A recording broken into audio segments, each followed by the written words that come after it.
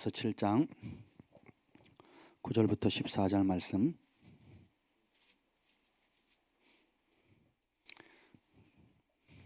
지금 계시의 세계 오늘 8번째 말씀을 나눕니다.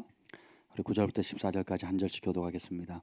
내가 보니 왕자가 놓이고 옛적부터 항상 계시니가 좌정하셨는데 그의 옷은 희기가 눈 같고 그의 머리털은 깨끗한 양의 털 같고 그의 보좌는 불꽃이요 그의 바퀴는 타오르는 불이며 불이 강처럼 흘러 그의 앞에서 나오며 그를 섬기는 자는 천천히요 그 앞에서 모셔선 자는 만만이며 심판을 베푸는데 책들이 펴 놓였더라. 그때 내가 작은 불이 말하는 큰 목소리로 말미암아 주목하여 보는 사이에 짐승이 죽임을 당하고 그의 시체가 상한 바 되어 타오르는 불에 던져졌으며 그 남은 짐승들은 그의 권세를 빼앗겼으나 그 생명은 보존되어 정한 시기가 이르기를 기다리게 되었더라. 내가 또 밤 환상 중에 보니 인자 같은 이가 하늘 구름을 타고 와서 옛적부터 항상 계신 이에게 나아가 그 앞으로 인도되매 그에게 권세와 영광과 나라를 주고 모든 백성과 나라들과 다른 언어를 말하는 모든 자들이 그를 섬기게 되었으니 그의 권세는 소멸되지 아니하는 영원한 권세요 그의 나라는 멸망하지 아니할 것입니다. 아멘. 성령 하나님 환영합니다. 이 시간에 오셔서 우리를 사로잡아 주시옵소서. 그 배에서 나를 믿는 자는 그 배에서 생수의 강이 흘러나오리라. 그가 그들이 받을 성령님에 대해서 말씀하셨던 것처럼 성령님이 이 시간에 우리 안에 말씀하여 주시고 주님의 그 반석을 깨뜨리는 말씀으로 쇠방망이와 같이 또 마른 나무를 태우는 불과 같이 또 그 어떤 먼지도 날려버리는 바람같이 주님께서 역사하여 주옵소서. 예수님의 이름으로 기도합니다. 아멘. 오늘 말씀의 제목은 계시는 살아계신 하나님을 보게 합니다라는 겁니다.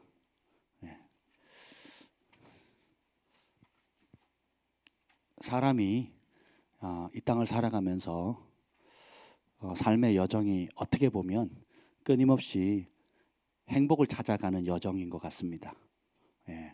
그래서 어릴 적에는 모든 게 다 행복했는데 이제 철이 들면서 공부해야 되는구나, 돈 벌어야 되는구나, 외모를 가꿔야 되는구나, 학교를 나와야 되는구나, 시집을 가야 되는구나, 장가를 가야 되는구나, 아이를 낳아야 되는구나, 취직을 해야 되는구나, 집을 사야 되는구나, 차를 사야 되는구나, 노후를 준비해야 되는구나.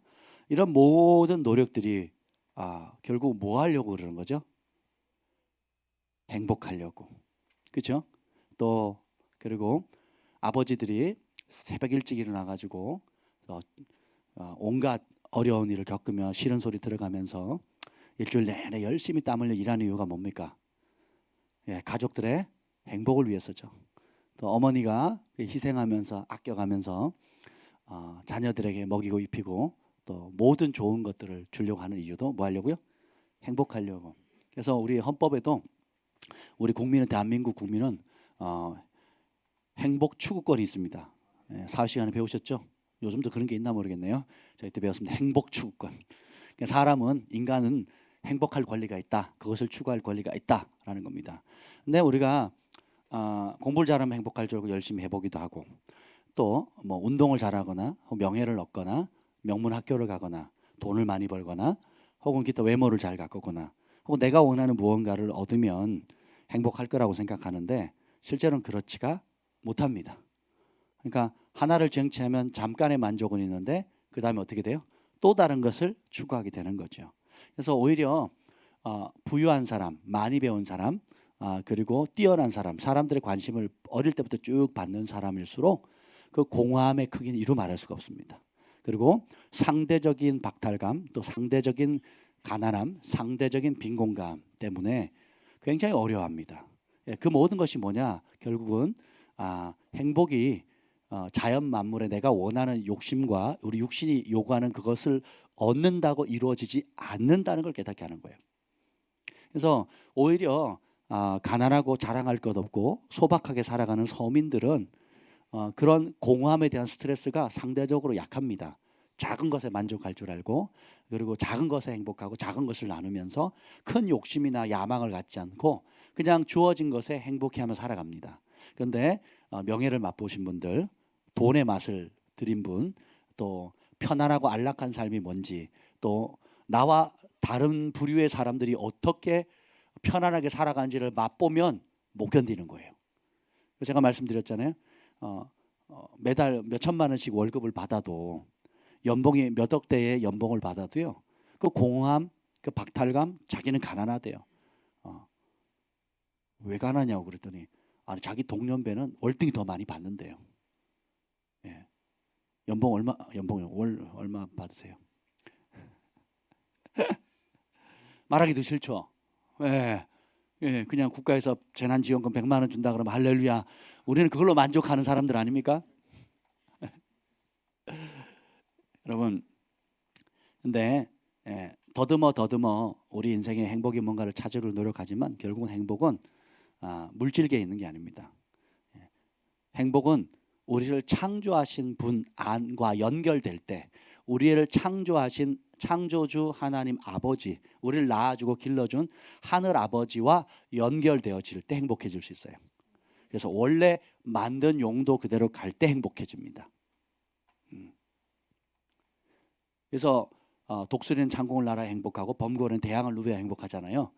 사자는 그 야생 가운데 밀림의 제왕으로 그렇게 살아가야 행복하고, 그러면 저와 여러분 하나님의 형상을 따라 지음받은 우리 인간은 무엇 할 때 행복할까요? 주님을 만날 때 행복하는 겁니다. 주님을 볼 때 행복하는 거예요. 우리 아이들이 이제 부모님과 이제 부모님을 알고 엄마의 사랑을 알고 그래서 이제 중학교 고등학교가 됐는데 강제로 납치돼 가지고 부모님을 못 보거나 납치돼 가지고 어디 가서 그냥 보다 좋은 뭐 타가 시설이나 이런 시설에 가 있다 그러면 그 아이가 평생 한 맺히겠죠. 뭐 때문에? 사랑하는 가족을 못 보는 거, 부모님을 못 보는 것 때문에 한 맺히는 거거든요. 그러니까 노인들이 죽었을 때 제일 후회하는 게 뭔지 아세요? 스위스나 각 나라에서 이제 조사를 해보면 죽음을 준비하는 이제 고령자들이 인생에 제일 후회하는 거, 그렇게 바쁠 필요 없었다. 그렇게 돈 버는데 애쓸 필요 없었다. 그렇게 내가 분주하게 살 필요 없었다는 거예요.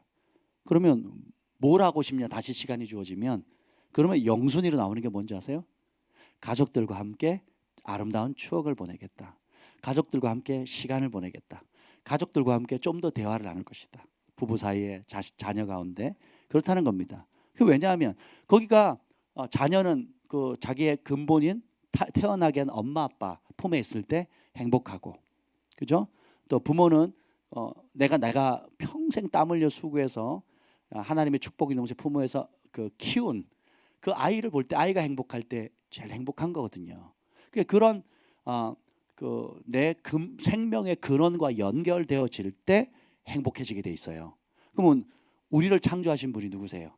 하나님이거든요. 그러니까 하나님과 연결되어질 때, 하나님을 볼 수 있을 때, 하나님의 음성을 들을 수 있을 때, 하나님이 만들어 온 세계를 경험할 수 있을 때, 하나님이 주신 부르심을 알 때, 그리고 하나님과 동행할 때 제일 행복한 겁니다.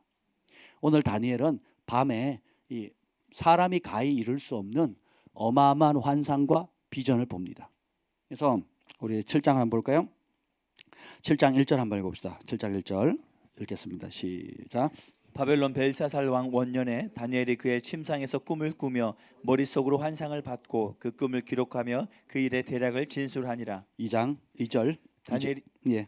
다니엘이 진술하여 이르되 내가 밤에 환상을 보았는데 하늘에 네 바람이 큰 바다로 몰려 불더니. 자, 여기 보면 뭐 할 때 지금 꿈과 환상을 봅니까? 침상에서 자려고 할 때 꿈을 꿔죠. 꿈은 자야 꾸는 거 아니에요? 그죠? 자다가 꿈을 꿨어요. 그 꿈속에서 머릿속에 환상이 보이고, 또 그래서 꿈에 또 깼는데도 불구하고 밤에 환상이 보인다는 거예요. 시편에 보면 밤에 여호와의 전에 서 있는 자는 복이 있다 그랬어요.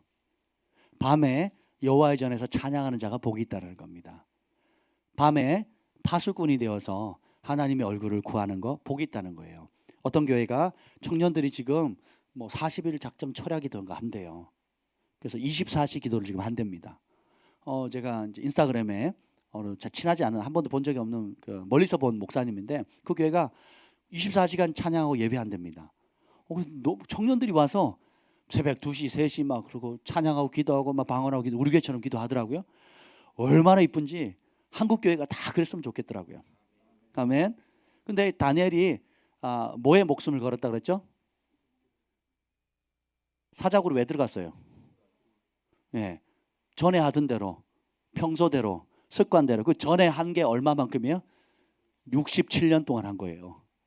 20살 때부터 90세가 될 때까지 거의 80년 동안 한결같이 뭐예요? 아침, 점심, 저녁 뭐 했어요?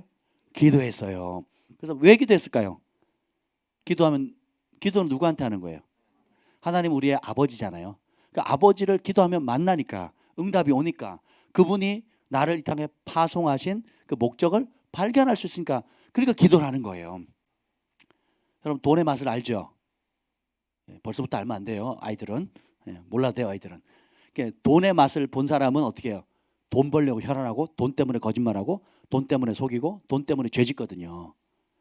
근데 그거보다 더 큰 행복을 주는 게 뭐냐면, 하나님을 음성을 듣고 하나님을 경험하는 그 맛, 영적인 세계의 맛을 본 사람은 비교할 수가 없습니다. 다니엘이 그 어려운 시기에 바벨론 포로로 잡혀갔고, 그리고 바벨론 제국이 사악한 제국이거든요. 오늘날 우리가 아마 뉴스가 신문거리가 있으면 KBS, SBS, JTBC가 있었으면 엄청 그 보도했을 겁니다. 이게 나라냐? 이게 독재자지 않냐? 막 그렇게 했을 겁니다. 예. 근데 그 와중에 다니엘은 행복했어요. 왜 그렇습니까? 온 우주 만물을 창조하신 하나님을 만났거든요. 어떻게 만났습니까? 기도하다가, 혹은 늘 기도하다가 어떻게 해요? 기도 가운데 잠들었거든요. 그러니까 낮에 기도했는데, 아침, 점심, 자기 전에 저녁에 기도했는데, 주님이 언제 응답하세요? 꿈에 응답하시거든요. 내 무의식 속에서. 그리고 밤에 환상 가운데. 좀 더 나가면요, 그 다음 8장에 가면 8장 2절 한번 읽어볼까요? 8장 1, 2절 한번 읽어보자. 8장 1, 2절 시작. 나 다니엘에게 처음에 나타난 환상 후 벨사살 왕 제3년에 다시 한 환상이 나타나니라. 내가 환상을 보았는데 내가 그것을 볼 때 내 몸은 엘람 지방 수산성이 있었고 내가 환상을 보기는 을레 강변에서이니라. 아멘. 자, 밤에만 본 게 아니라 어떻게 해요? 낮에는 몸은 어디 있다고요? 엘람 지방 수산성, 이게 수도거든요. 바사 제국의 그 세계 왕이 통치하는 수도 중에 하나예요. 수산성이. 그러니까 몸은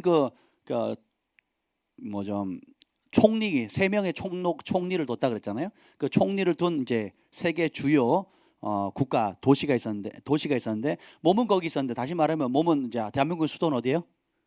서울이에요. 서울에 있는데 환상을 어디를 보냐면 을레 강변을 봅니다. 여기 서울에서 저희가 다니엘이 서울에서 있는데 저기 부산에 되어진 일들을 보는 거예요.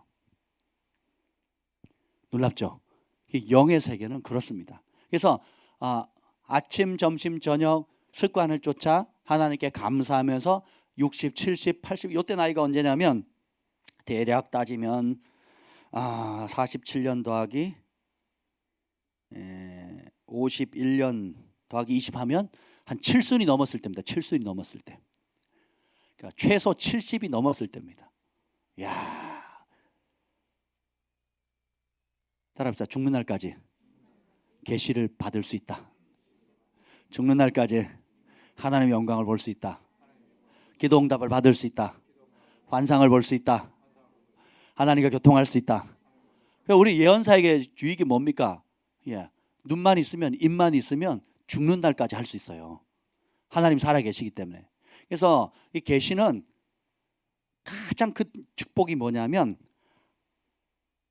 살아 계시는 하나님을 볼 수 있다라는 거예요. 천국 열쇠를 줄 때 바요나 시몬아 네가 복이 있다 하면서 뭐라 그래요? 그걸 알게 하니는 네가 아니고 너희 아버지께서, 하늘 아버지께서 그분은 알려주셨다 그러거든요. 그게 영어로 reveal입니다. reveal. 그러니까 reveal에서 나온 게 revelation이거든요. revelation이 계시입니다. 계시. 그러니까 폭로하다, 감춰인 걸 드러낸 거거든요. 그러니까 혈과 육으로 네가 공부 잘해서, 네가 똑똑해서 안 게 아니고 하나님께서 reveal, 그러니까 감추었던 것을 드러내셨다는 거예요. 그래서 천국 열쇠를 교회가 갖는다는 겁니다. 그러니까 음부의 권세는 지옥의 권세거든요. 그 대적의 문을 취하라 보면 그 지옥의 권세가 원어가 뭡니까? 지옥의 문들이에요. 그러니까 지옥에서 공격하는, 지옥에서 나올 수 있는 그 통로들이 있거든요. 그 문들을 제압할 수 있는 권세, 그런 모든 권세를 이길 수 있는 권세를 누가 받아요? 교회가 받습니다. 예수님 머리 대신 예수님을 머리로 모시는 교회가 받는 거예요. 아멘. 근데 그걸 그 전에 알았어요, 몰랐어요? 몰랐죠. 누가 알려줘요? 하나님이 성령이 계시로 아버지의 뜻을 보여주는 것입니다. 그래서 우리가 깨어 기도해야 되는 것, 그리고 늘 항상 기뻐하라, 쉬지 말고 기도해라, 범사에 감사하라. 이게 하나님 뜻이라는 이유가 뭐냐면 항상 기뻐하면 주님을 향한 그 감사가 나오는 거거든요. 쉬지 말고 기도하면 쉬지 않고 주님과 연결되어지는 겁니다. 제가 요즘 이제 그 유튜브에서 그 아주 재밌는 걸 하나 보게 됐습니다. 이게 뭐냐면 TB 조슈아, 그 아프리카의 굉장히 유명한 그 사역자인데 그 교회가 몇만 명 모일 거야 아마. 예, 근데 대단한 분입니다. 하여튼 왕들이나 대통령이 찾아가고 막 그런 분이에요. 근데 이제 그분이 24시간 깨어 기도하는 법에 대해서 4분인가 5분인가 누가 이제 그걸 영어로 한 거를 한글로 번역을 해서 그걸 한국 목사님이 읽어준 거예요. 천천히. 이제 그게 뜨길래 클릭해놓고 제가 따로 해가지고 무시로 듣습니다. 근데 이분이 참 이분의 가장 큰 특징이 성령의 권능과 귀신의 헛쫓고 뭐 임신 못한 사람 임신도 하고 뭐 또 그 온갖 기적을 실제로 라이브로 실황 카메라를 대고 해요. 라이브로 찍는데 그냥 귀신이 떠나가고 병이 낫고 휠체어에서 일어나고요. 막 성령이 임해가 다 쓰러지고요. 막 아마 현존하는 최고의 그 강력한 성령 사역자가 아닐까. 예, 표면적으로 나타나는, 특히 축사는 뭐 이루 말할 수가 없습니다. 예, 예. 근데 그분이 그런 것도 있지만 그분의 원래 부르시면 prophet이거든요. 선지자입니다. 그래서 처음에 나올 때는 prophet TB 조슈아 이렇게 소개가 나 있었거든요. 오래전 나올 때는. 지금은 뭐 어떻게 소개하는지 제가 잘 모르겠습니다. 20년 전만 해도 그렇게 처음에 소개를 했단 말이죠. 그러니까 하나님의 음성을 계속 듣는 거예요. 잘 듣는. 그러니까 왕들이 찾아오죠. 대통령이 찾아오고요. 그러니까 전 세계의 정치가들이나 하나님의 계획을 알고 싶은 사람들이 비행기 타고 오는 겁니다. 한번 만나보려고. 영적 지도자들뿐만 아니라 정치인들이나 경제인들이 찾아오는 거예요. 그래서 그분 만나면 대박 맞는 겁니다. 그래서 한국에서도 이제 여러 목사님들이 모시고 갔고, 뭐 저도 갈 기회가 있었는데 뭐 저는 가지는 못했습니다. 뭐 그때는 그분들을 잘 몰랐기 때문에 뭐 그랬었습니다. 근데 이분이 하나님의 음성을 듣는 부분에 있어서는 확실하거든요. 굉장히 뭐랄까 놀랍게 듣습니다. 그러니까 왕들이 찾아가죠. 근데 이분이 이제 그 얘기를 하는 겁니다. 여러분들이 저를 보시면 제가 기도하는 모습을 못 볼 겁니다. 그래요. 근데 저는 24시간 기도합니다. 저는 단 한순간이라도 기도를 안 하는 시간이 없다는 거죠. 그러면서 이분이 그럼 어떻게 24시간을 기도할 거냐 질문을 딱 던져요. 여러분 어떻게 하면 24시간 기도할 수 있는지 궁금하시죠? 아멘. 근데 이분이 뚱딴지 같은 질문으로 그 답을 말합니다. 저도 24시간 기도하고 싶거든요. 나름 몸부림을 치는데 근데 이분이 24시간 기도하는 방법을 딱 질문 하나를 딱 던지면서 끝내버려요. 그게 뭐냐면 이겁니다. 제가 정 목사님께 보내드렸거든요. 뭐죠? 카톡방에 밴드에 올려주세요. 들으시면 좋을 겁니다. 그 첫 질문이 뭐냐 이겁니다. 당신은 하나님을 얼마나 필요로 하십니까? 이거예요. 우리가 기도하지 않는 이유는 필요를 못 느껴서 그렇다는 거예요. 필요를 인식하지 않는. 그럼 언제 기도하느냐? 발등에 불 떨어졌을 때, 재정적인 어려움이 왔을 때, 건강이 악화됐을 때, 아이들이 문제 일으켰을 때, 한마디로 말하면 내 힘으로 안 될 때, 혹은 절박할 때. 그래서 어떤 사건이 빠바방 터져야지만 안 되는구나. 그래서 주님을 찾잖아요. 요게 이제 일반적인 그리스도인들. 그것조차도 안 하는 사람도 허다하고요. 근데 그나마 제가 그랬잖아요. 뒤로 자빠지지 마시고 예수님 발 앞에 앞으로 자빠지라고 늘 강조했잖아요. 그래서 어려울수록 하나 앞에. 근데 그건 이제 초보적인 것이고, 이제 이분은 뭐냐면 저는요 내가 아침에 눈을 뜰 수 있다는 것도 내 힘으로 못 뜬다는 것을 압니다. 그래서 저는 아버지를 초청한다는 거예요. 내가 아침에 세수하는 것도 내 힘으로 할 수 없다는 것을 압니다. 그래서 저는 아버지가 필요합니다. 나는 내 힘으로 화장실에 사용할 수 없다는 걸 알기 때문에 아버지를 초청한다는 거예요. 근데 여러분 별로 와닿지 않죠? 와닿는 분만 아멘. 여러분 세수할 때 하나님 필요하세요? 화장실에서 힘 주는데 하나님 필요하냐고요? 그걸 절박하게 느끼자 말이죠. 안 느끼는 거거든요. 근데 한번 아파보세요. 제가 아파가지고 기어서 화장실을 가다가 포기한 적이 있거든요. 너무 아파가지고. 너무 아파가지고 그 요통 그 허리 아프신 분이나 혹은 전에도 김 목사님 한 보름 이제 그 저기 병원에 입원한 적이 있었잖아요. 화장실 혼자 못 갔거든요. 그럼 누가 부축을 해야 돼요? 간호사를 불러야 돼. 아니면 그 도와주는 사람이 부축을 해야 겨우 갈 수 있는 상황이 있거든요. 그러니까 우리 인생이 여러분이 지금 막 젊고 건강하니까 그냥 건강한 줄 아는데 심지어는 뭐 숟가락도 이게 못 드는 상황이 있는 거예요. 정 목사님 교통사고 내가지고 1년 동안 숟가락을 못 드셨거든요. 입을 못 움직이셨어요. 그래서 1년 동안 뭐 하셨느냐? 빨대 있죠. 그러니까 모든 그 음식을 갈아가지고 유동체로 만들어가지고 빨대를 꽂아서 빨았어요. 그렇게 1년을 병상에 지낸 겁니다. 그러면서 성경을 다시 보게 되고 하나님의 구원과 심판과 내가 성경을 너무 잘못 봤다라는 걸 깨달으면서 완전히 다른 세계가 열리셨거든요.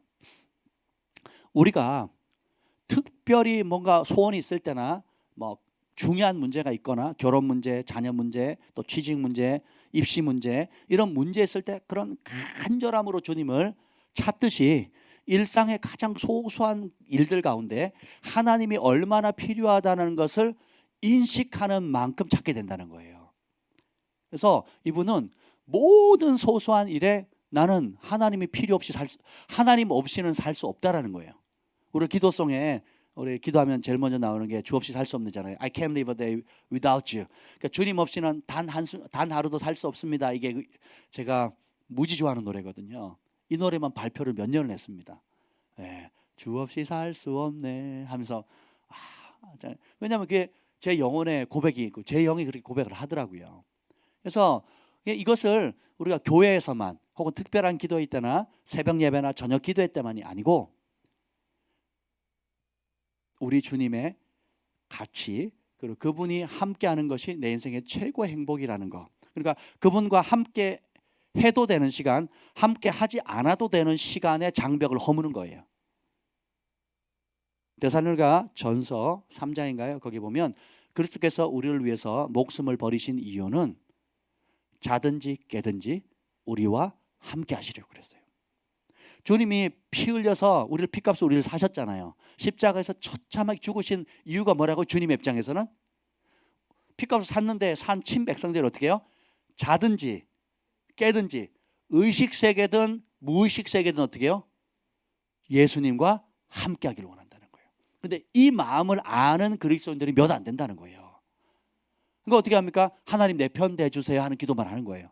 내가 이게 필요해요, 저게 필요해요. 이루어지면 안 찾아요. 마치 불효 자식들이 돈 떨어지면 부모님한테 돈 달라고 찾아오고, 그리고 또 뭐가 잘 되면 연락해요, 안 해요? 안 하죠. 못된 친구들이 돈 필요할 때는 연락해 돈 빌려달라고 그러고 또 잘 되면 연락 안 하잖아요. 그렇죠? 이렇듯이 하나님 앞에도 내가 발등에 불 떨어지면 주님께 찾아오는데 해결되면 마음 높아지고 교만해져 가지고 기도도 복을 받으면 받을수록 기도를 안 해요. 복을 받으면 받을수록 응답이 되면 될수록 어떻게 해요? 영적으로 태만해지거나 교만해지거든요. 근데 이 TV 조슈아 목사님은 그걸 깨달은 겁니다. 그래서 이걸 깨달은 거예요. 내가 바울이 그 얘기를 하거든요. 서신서에 모든 사람이 그리스도 안에서 그로 말미암고 그로 인해서 기생하고 그로 말미암아 왔다가 그를 위해 살다가 그로 말미암아 돌아간다는 거예요. 다시 말하면 우리를 지으신 하나님과 단 한순간도 떨어질 수 없다는 거예요. 보내신 분도 하나님, 우리의 생명을 지탱하시는 분도 하나님, 지혜 주시는 분도 하나님, 은총 주시는 분도 하나님, 보호하시는 분도 하나님, 그리고 능력 주시는 분도 하나님, 그리고 다시금 돌아갈 때를 지시하는 분도 하나님, 그리고 결산하시는 분도 하나님이라는 거예요. 이제 그걸 만물을 창조하신 그분이 그분 안에서 또 그분을 위해서 그분을 통해서 그분에게로 돌아간다는 걸 깨달은 거예요. 이 말씀을 잡은 겁니다. 그래서 우리가 단 한순간이라도 하나님이 필요 없는 순간이 없게 되는 겁니다. 그럼 어떻게 돼요? 자연스럽게 기도가 되겠죠? 그렇지 않습니까? 그렇지 않으면 필요할 때만 찾거나 어떤 특별한 내가 열심히 있을 때 혹은 영적인 회복이 필요할 때나 응답이 필요할 때만 찾겠죠. 이제 그 패턴을 바꾸는 겁니다. 제가 그 말씀을 계속 들어요. 지금 계속 듣고 있습니다. 그러니까 어제도 이제 차가 이제 그 정기 검진, 종합 검진이 있어가지고 저기 김포로 가야 됐거든요. 세차도 해야 되고 또 김치도 누구한테 좀 나눠 드리려고 이제 겸사겸사 가는데 제가 운전을 지금 허리가 아파, 신경통 때문에 지금 잘 운전을 못 하거든요. 하면요, 뭐 거의 뭐 못 걷습니다. 이제 근데 그 갔다 오는 그 와중이 별거 아니잖아요. 그냥 운전해서 갔다가 차 맡기고 기다렸다가 세차하고 또 뭐 기다렸다가 뭐 일 보고 그냥 오는 그 시간인데 오는데요 야, 굉장히 좀 저녁이 늦었습니다. 그래서 교회 기도할 시간이 되니까 보니까 딱 기도 시간이 7시 시간인 거예요. 그때부터 이제 차 안에서 이제 방언을 하는데 너무너무 신기해요. 차 안이 교회 같더라고요. 할렐루야. 그 스타렉스 안이, 교회 차 안이 교회 같더라고요. 그래가지고 내가 지금 몸은 고속도로 위에, 외곽 고속도로에 있는데 내 눈은, 내 영적인 느낌은 우리 글로벌 파이어 교회 앞 강단 앞에 와 있는 듯.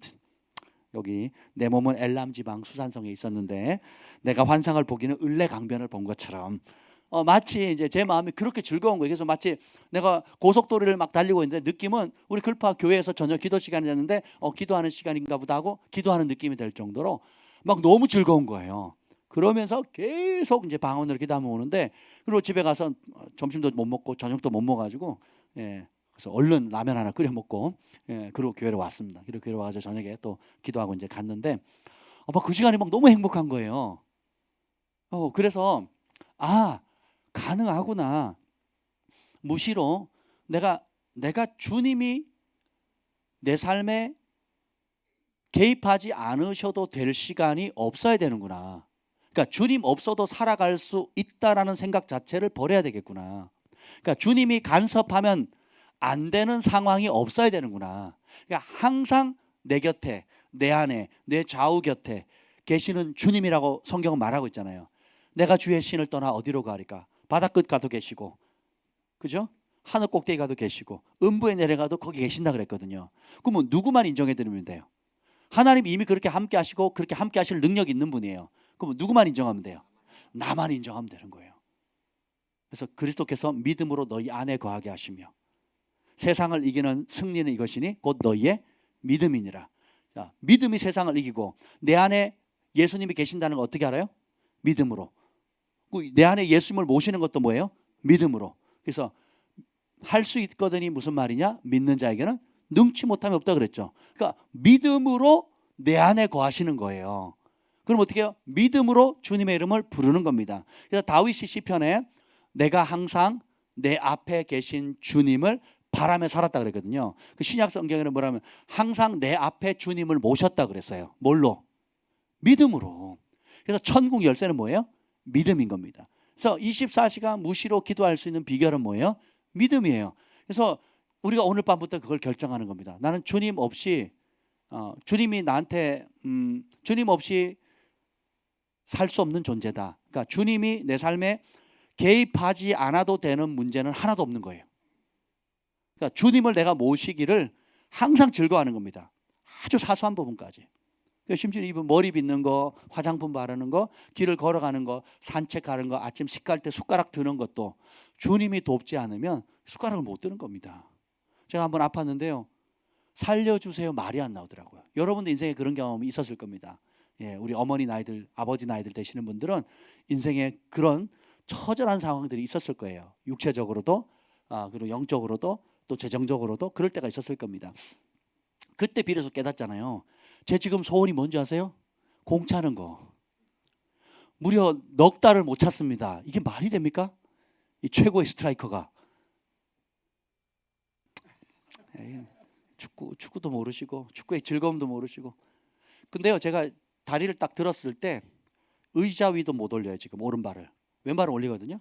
그러니까 딱 들었을 때 여러분 앉아 계시는 의자 있죠? 고위로 오른다리가 안 올라갑니다. 오면 여기가 막 신경 있잖아요. 신경을 막 이게 뭐 힘줄이 화살 시가 팽팽해가지고 탁 건드리면 터질 것 같은 이제 그런 상태예요. 지금 이게 넉 달째거든요. 그리고 이제 다른 신경을 지금 누르고 있는데 그러면서 내가 이 걸을 수 있는 것도 주님의 은혜였구나. 내가 막 마음껏 달려갈 수 있는 것도 주님의 은혜고, 그리고 내가 공을 차면서 골을 넣을 수 있는 것도 주님의 은혜구나. 그리고 밤에 일어나는데 화장실을 가기가 어려울 때가 많거든요. 아파가지고 그 새벽 예배에 제가 2번인가 빵꾸를 냈습니다. 이게 뭐냐면 일어났는데 못 걷겠는 거예요. 일어났는데. 그래가지고 김 목사님 깨워가지고 대신 가라고. 그리고 저는 이제 막 그 통증 때문에 막 그걸 잡고 막 기도하는 겁니다. 그러니까 제일 안 아픈 자세가 무릎 꿇는 자세거든요. 무릎 꿇고 이제 고양이 자세 있잖아요. 고양이. 고양이가 엎드려 있는 그 자세를 딱 하면 조금 지나면서 통증이 좀 그래도 아프거든요. 그래도 아픈데 뭐 그렇게 되는 거예요. 그래서 그런 걸 보면서 야, 우리가 얼마나 이렇게 연약한 존재인가. 그런데 우리는 당연한 걸로 그냥 뭐 다 그냥 당연한 거지. 아파 보세요. 당연한 게 아니에요. 굶어 보세요. 당연한 게 아니라니까요. 그렇죠? 그래서 우리가 이렇게 아플 때 깨달아야 되는 거예요. 뭔가 부족할 때 깨달아야 됩니다. 그때만이 아니고 어떻게 해요? 항상 내가 새벽 예배 나올 수 있는 것도 은혜고, 그죠? 아침에 눈을 뜨는 것도 기적이에요. 그리고 저녁에 눈을 감을 수 있는 것도 평안히 누워 잠을 잘 수 있는 것 기적입니다. 이런 불면증 환자들이요, 잠 못 자면 일주일, 2주가 아니라 석 달, 넉 달도 못 잡니다. 약을 먹어도 잠을 못 자요. 그러니까 뭐 굉장히 괴롭고 밤날 또 거꾸로 살고 낮에 또 졸리는 거야. 낮에 조금 자다가 밤에는 잠을 또 못 자는 겁니다. 여러분이 밤에 머리 기댔는데 잠을 잔다? 은혜입니다. 아멘. 그래서 우리가 다니엘이 기도에 목숨을 건 것처럼 기도해야 계시를 받아요. 계시가 뭐예요? 하나님의 마음을, 하나님의 비밀을 성령을 통해서 깨닫는 겁니다. 그것이 음성으로 올 수도 있고 환상으로도 올 수 있고 꿈으로도 올 수 있고, 하나님 말씀하신 언어는 뭐 모든 걸 심지어 나귀를 통해서도 말씀하시니까 제가 조사한 것만 한 47가지가 되더라고요. 성경이 하나님 말씀하시는 방법이 한 47가지예요. 그 대표적인 게 꿈, 환상, 예언이잖아요. 그다음에 자연 만물을 통해서 또 당나귀를 통해서 또 뭐 기타 여러 가지 것들을 통해서 말씀하시거든요. 그냥 그만큼 하나님은 끊임없이 말씀하시는 분이에요. 그러니까 우리만 들을 준비하면 되는 거예요. 우리만 겸손히 주님을 인정하면 된다는 겁니다. 근데 오늘 이 계시는 이 특별합니다. 지난번에 제가 다뤘죠. 계시 중에 최고의 계시가 뭐라고요?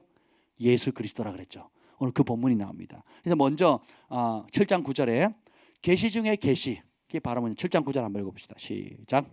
내가 보니 왕자가 놓이고 옛적부터 항상 계신 이가 좌정하셨는데 그의 옷은 희기가 눈 같고 그의 머리털은 깨끗한 양털 같고 그의 보좌는 불꽃이요 그의 바퀴는 타오르는 불이며. 아멘. 최고의 계시는 영광 가운데 있는 계시는 하나님 아버지, 만물의 창조주, 그리고 전지전능하신 분, 우리를 지으신 분, 우리의 영의 모든 영들의 아버지, 회전하는 그림자도 없이고 모든 좋은 것들을 주시는 그 아버지를 보는 겁니다. 이 한 번의 만남이 인생을 송두리째 바꾸는 거예요. 22절 읽어봅시다. 22절 다시 봅니다. 시작. 옛적부터 항상 계신 이가 와서 지극히 높으신 이의 성도들을 위하여 원한을 풀어주셨고 때가 이름에 성도들이 나라를 얻었더라. 이 살아계신 하나님을 다니엘이 봅니다. 그리고 그분이 지극히 높으신 하나님의 친백성들, 하나님의 거룩한 성도들의 아픔, 그리고 그들이 말씀 때문에 고난받고 말씀 때문에 눈물 흘리고 부르심에 순종하느라고 희생했던 모든 그 억울함들을 풀어줄 날이 온다는 거예요. 그것을 갚아줄, 보상해줄 날이 온다는 거예요. 이걸 본 겁니다. 따라서 이 땅은 그림자다, 지나가는 것이다. 나는 하늘에 파송을 받았다. 그러니까 파송하신 분의 분명한 목적이 있다는 거예요. 다니엘이 이걸 본 겁니다. 하나님이 창조주시고 보좌로 계시고 그 보좌에 계신 분이 어떻게 해요? 세상 마지막 날에 심판할 걸 봅니다. 여기서 뭐 내 짐승이 나오고 그 몇 개 뿔이 나오고 하는 이런 모든 것들 다 똑같은 얘기예요. 그것이 요한계시록까지 이어집니다. 그러면서 이게 뭐 복잡하게 볼 것이 아니라 적그리스도가 등장한다는 거예요. 그래서 어떤 못된 짓을 하느냐? 지극히 높으신 하나님을 25절 읽어보겠습니다. 25절 시작. 그가 장차 지극히 높으신 이를 말로 대적하며 또 지극히 높으신 이의 성도를 괴롭게 할 것이며 그가 또 때와 법을 고치고자 할 것이며 성도들은 그의 손에 붙임 바 되어 한 때와 두 때와 반 때를 지내리라. 자, 이 마지막 때 심판 직전에 그 적그리스도가 등장하는 겁니다. 이게 지금 네 왕이 나오는데 첫째, 둘째, 셋째, 넷째 이거는 마지막 심판 때까지 이어질 왕조들을 얘기합니다. 그리고 넷째 나라는 좀 달라서 거기서 10뿔 있고 그럼 10왕이라는 거거든요. 10개 왕인데 그 마지막에 나는 왕이 세계를 뽑고 어쩌고 저쩌고 뭐 얘기 복잡하게 얘기를 합니다. 뭐 너무 신경 안 쓰셔도 돼요. 예. 근데 핵심은 뭐냐? 그 대표적인 마지막 때 사탄이 이용하는 적그리스도가 등장하는데 이 적그리스도는 특징이 이거예요. 지극히 높으신 하나님을 대적하고 그다음에 지극히 높으신 하나님의 성도를 괴롭게 하고 때와 법을 고치고 하나님의 때와 시간 법칙을 하나님이 정하신 법칙을 고치고 성도들이 그의 손에 붙임받아서 고난당하고 핍박당한다, 환난을 당한다는 거예요. 한때, 두때, 반때. 그래서 1200 뭐 30일 뭐 1200 뭐 60일 며칠 이렇게 이야기 나옵니다. 이게 그러니까 이런 모든 걸 통해서 3년 반 최소 3년 반은 성도들의 권세가 다 깨진다는 겁니다. 보면 21절 읽어보세요. 21절 시작. 내가 본 적이 이 뿔이 성도들과 더불어 싸워 그들에게 이겼더니. 자, 이 뿔, 이 적그리스도가 등장해가지고 성도들과 싸우는데 성도가 이겨요, 적그리스도가 이겨요? 적그리스도가 이긴다는 거예요. 근데 이걸 누가 결정하셨다고요? 하나님이. 그럼 근데 적그리스도가 영원히 이깁니까? 아니면 심판을 받습니까? 심판을 받는다는 거예요. 그래서 하나님이 구원하시고 목적을 주시고 그의 성도를 구별하시고 그 다음에 마지막 때 심판이 있기 전에 적그리스도와 그 추종하는 세력을 통해서 어떻게 해요? 진짜와 가짜, 양과 염소를 가른다는 겁니다. 그래서 진짜와 가짜의 갈림길이 뭐예요? 핍박이 일어났을 때 하나님을 대적하는 대적하는 세력들이 압박을 가할 때에 예배드리지 마라. 그러니까 마지막 때가 되면 어떻게 해요? 예배를 피한다 그랬거든요. 그러니까 만물의 마지막 때가 가까웠으니까 모이기를 패하는 습관을 하지 말라 그랬잖아요. 그죠? 근데 지금 우리 한국교회 개신교 100년 역사에 일제강점기 또 6.25 동란 때도 예배를 피한 적이 있다 없다? 없었어요. 근데 지금 2달 동안 짧게는 한 달, 뭐 어떤 교회는 2달을 지금 예배를 안 드렸거든요. 지금 한국교회 거의 90%가 영세한 교회거든요. 그러니까 대형교회 TV에서 까는 대형교회는 2, 3%도 안 됩니다. 2, 3%도. 그럼 대부분 교회가 뭐 20명, 30명 정도밖에 안 되는 그런 미자립 교회들이거든요. 근데 지금 예배를 한 달을 못 드리니까 어떻게 됩니까? 교회가 문 닫게 되는 거예요, 지금. 난리도 아닙니다. 그래서 지금 정 목사님도 아까 식사하면서 그 얘기가 뭐냐면 교단 그 홈페이지나 혹은 이제 그 목사님들이 쓰는 카톡이잖아요. 동기들 쓰는 카톡에 보면 교회가 유지가 안 된다는 거예요. 한 달을 예배를 문을 닫았더니 뭐 큰 교회야 뭐 별 문제가 있겠습니까? 근데 대부분의 뭐 3명 모이는 교회, 뭐 10명 모이는 교회에서 뭐 30명 모이는 교회 이런 조그마한 교회들이 얼마나 많습니까? 이제 그런 교회들은 문을 닫게 된다는 거예요. 정 목사님도 2, 3개월 안에 한국의 10,000개 교회가 문을 닫는데요. 이야, 놀랍죠? 놀랍습니다. 이런 상황이 된 거, 이런 상황이. 예. 왜 그렇습니까? 색깔을 분명히 안 내면 믿음의 색깔을 분명히 보이지 않으면 진리를 위해서 대가를 지불하지 않으면 세상의 바람에 다 휩쓸려 갑니다. 이때도 뭐냐면 적그리스도가 왕이잖아요. 왕으로 통치하거든요. 그 세계를 통치합니다. 지금 단일 정부 그 하나의 세계를 지금 추구하거든요. 새로운 세계를 추구합니다. 단일 정부. 그래서 권력을 하나로 계속 모아요. 종교도 하나로 모으려고 하고 그냥 혼합 종교를 만들어서 서로 인정하자 해가지고 결국 어떻게 해요? 하나의 종교로 가자. 그리고 또 정치력도 하나로 모아가자. 이거거든요. 그러면 그걸 통해서 어떻게 해요? 경제권을 잡아가지고 한마디로 말하면 입에 풀칠을 못하게. 그러니까 김일성, 김정일, 김정은이 3대째 지금 세습하면서 북한을 통치하는 그 최고의 목줄이 뭔지 아세요? 식량이거든. 식량, 경제. 그죠? 그러니까 그게 먹을 걸 안 주니까 어떻게 돼요? 북한이 다 탈출하잖아요. 사람들이. 그냥 아무리 공산이 무섭고 나 탈출하 잡히면 죽거나 감옥에 가거나 모진 고문을 당함에도 불구하고 먹고 사는 거 앞에서 입에 풀칠하는 거 앞에는 견뎌야 못 견뎌요. 그러니까 탈북자들이 우리나라에 온 탈북자만 지금 몇만 명이 될 겁니다. 그죠? 하나원 통해 가지고 이제 들어온 탈북자들이 지금도 계속 탈북하고 있고 뭐 제3세기를 통해서 국내뿐만 아니라 뭐 유럽에 간 사람, 미국에 간 사람, 저기 아시아 지역으로 간 사람 끝도 없거든요. 뭐 때문에? 먹고 사는 것 때문에. 예. 근데 적그리스도가 통치하면 그 어떻게 666이 한마디로 뭐예요? 경제권 장악하는 거거든요. 지금 이제 제가 가는 가끔 가는 저기 닭꼬치 집이 있습니다. 우리 집 가는 길에. 예. 거기에 유혹이 굉장히 세요. 일단 전방 100m 전에서 냄새가 납니다. 숯불 직화구이. 근데 그분이 며칠 문을 닫았더라고요. 그래서 그 이튿날도 안 닫고 계속 왜냐면 매일 장사 다 안 되잖아요. 근데 그 매일 여시고 막 장사가 그러니까 어떤 날 늦게 가면 없대요. 다 팔려가지고. 그러니까 몇 평 되지도 않는 곳에 항상 뭐 중고등학생 줄 서 있고요. 어른들도 여기는 가족이 머무는 공간입니다. 담배 피지 마세요. 그리고 막 아이들도 와 있고 뭐 엄마도 와 있고 뭐 아버지도 와 있고 뭐 잔뜩 와 있습니다. 근데 한 5일을 문을 닫았어요. 그래서 제가 어디 휴가입니까? 왜 안 여셨어요? 그랬더니 말도 마세요. 왜 그러세요? 그랬더니 그분 되게 친절하시거든요. 사장님이. 왜 그러지? 위에서 시켰습니다. 이렇게. 말을 못 하시고. 어디 위요? 그랬더니 저기요. 정부요? 그랬더니 네. 정부가 그 평수 작다고 거리두기 문제 시비를 건 겁니다. 그래가지고 강제로 문 닫게 한 거예요. 그래서 자기는 성질 나서 투표도 안 했대요. 제가 그래서 투표를 안 하시면 돼요. 하셔야지. 219번. 화가 나서 안 하셨대요. 말도 마세요. 말도 못 하시고 그러는 겁니다. 그러니까 일반 사람도 며칠 가게 문 닫게 하면 막 난리가 나는 거거든요. 그래서 김포에 갔는데 김포 홈플러스에 CGV가 문 닫았고요. 그리고 거기 들어왔던 제가 티렉스를 좋아해서 롯데리아가 있거든요. 배고파가지고 롯데리아 먹겠다고 제가 10분을 걸어가가지고 이제 딱 들어갔는데 롯데리아 문 닫았어요. 그리고 이제 다른 뭐가 업체들이 준비하고 있어요. 그리고 제가 있을 때 우리 김포에 있을 때 뭐 4개월밖에 안 됐잖아요. 거의 다 문 닫았습니다. 없어져 버렸어요. 야 너무 좀 아쉽더라고요. 그래가지고 결국은 막 동네방네 돌아다니다가 결국은 떡볶이 먹고 왔는데 맛있더라고요. 떡볶이. 교회가 한 달 예배 문을 닫으니까요. 제가 아는 목사님이 성도들이요. 예배 드립니다 그랬는데 예배 드립니다라고 했을 때 몇 프로 왔냐고 물었더니요. 30% 왔대요. 30%.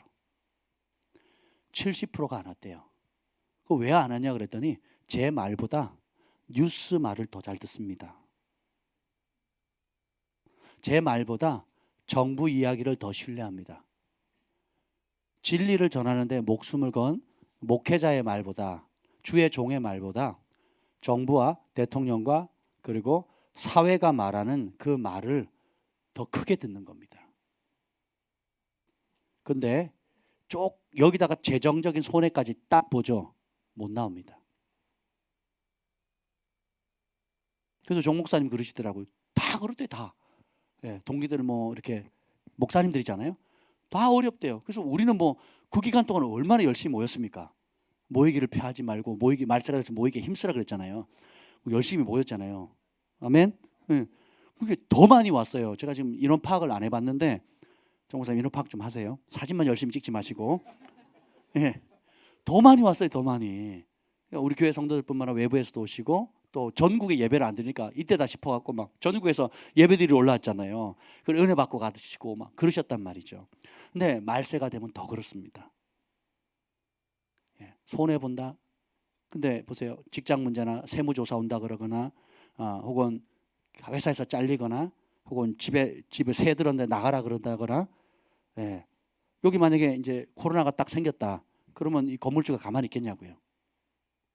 병원에서 아니면 건물주는 둘째치고 여기 지금 약국이나 또 치과나 병원들 있잖아요. 쭉 있잖아요. 가만히 있겠냐고요.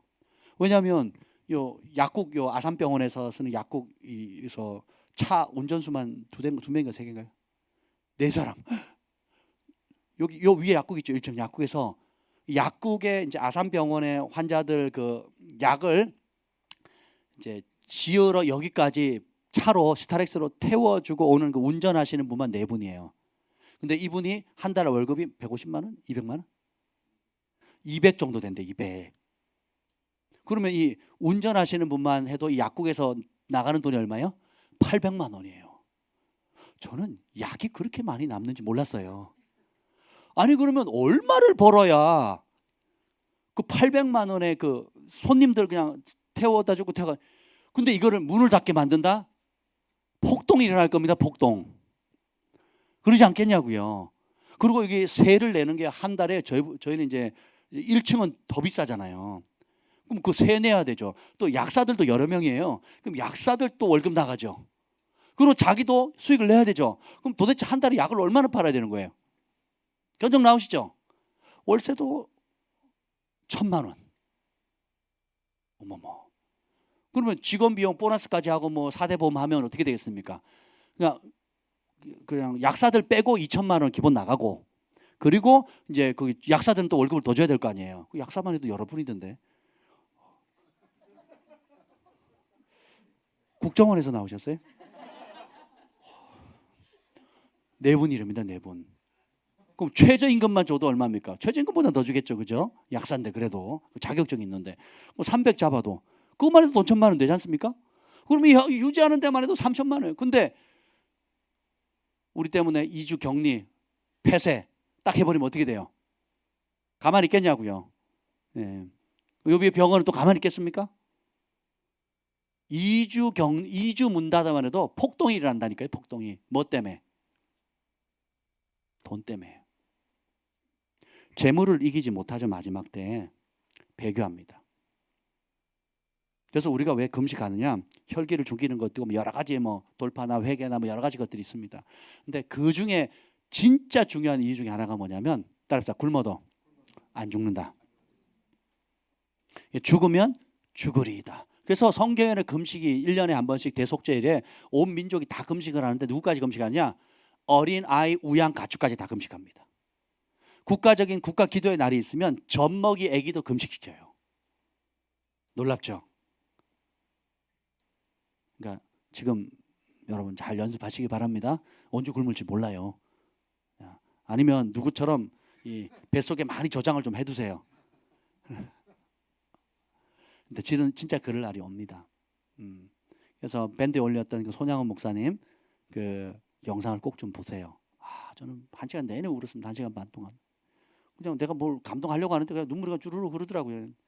그 말씀 한마디 한마디가 우리 마지막 때를 살아가는 우리에게 정말 절실한 겁니다. 오늘 이런 모든 이제 어려움들이 오게 될 거라고 이미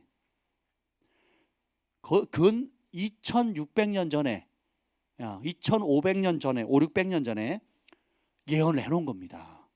할렐루야. 그러니까 얼마나 지금 우리가 시기가 임박했다는 것을 알겠어요. 그죠? 그래서 지금 평안할 때에 근력을 키우셔야 돼요.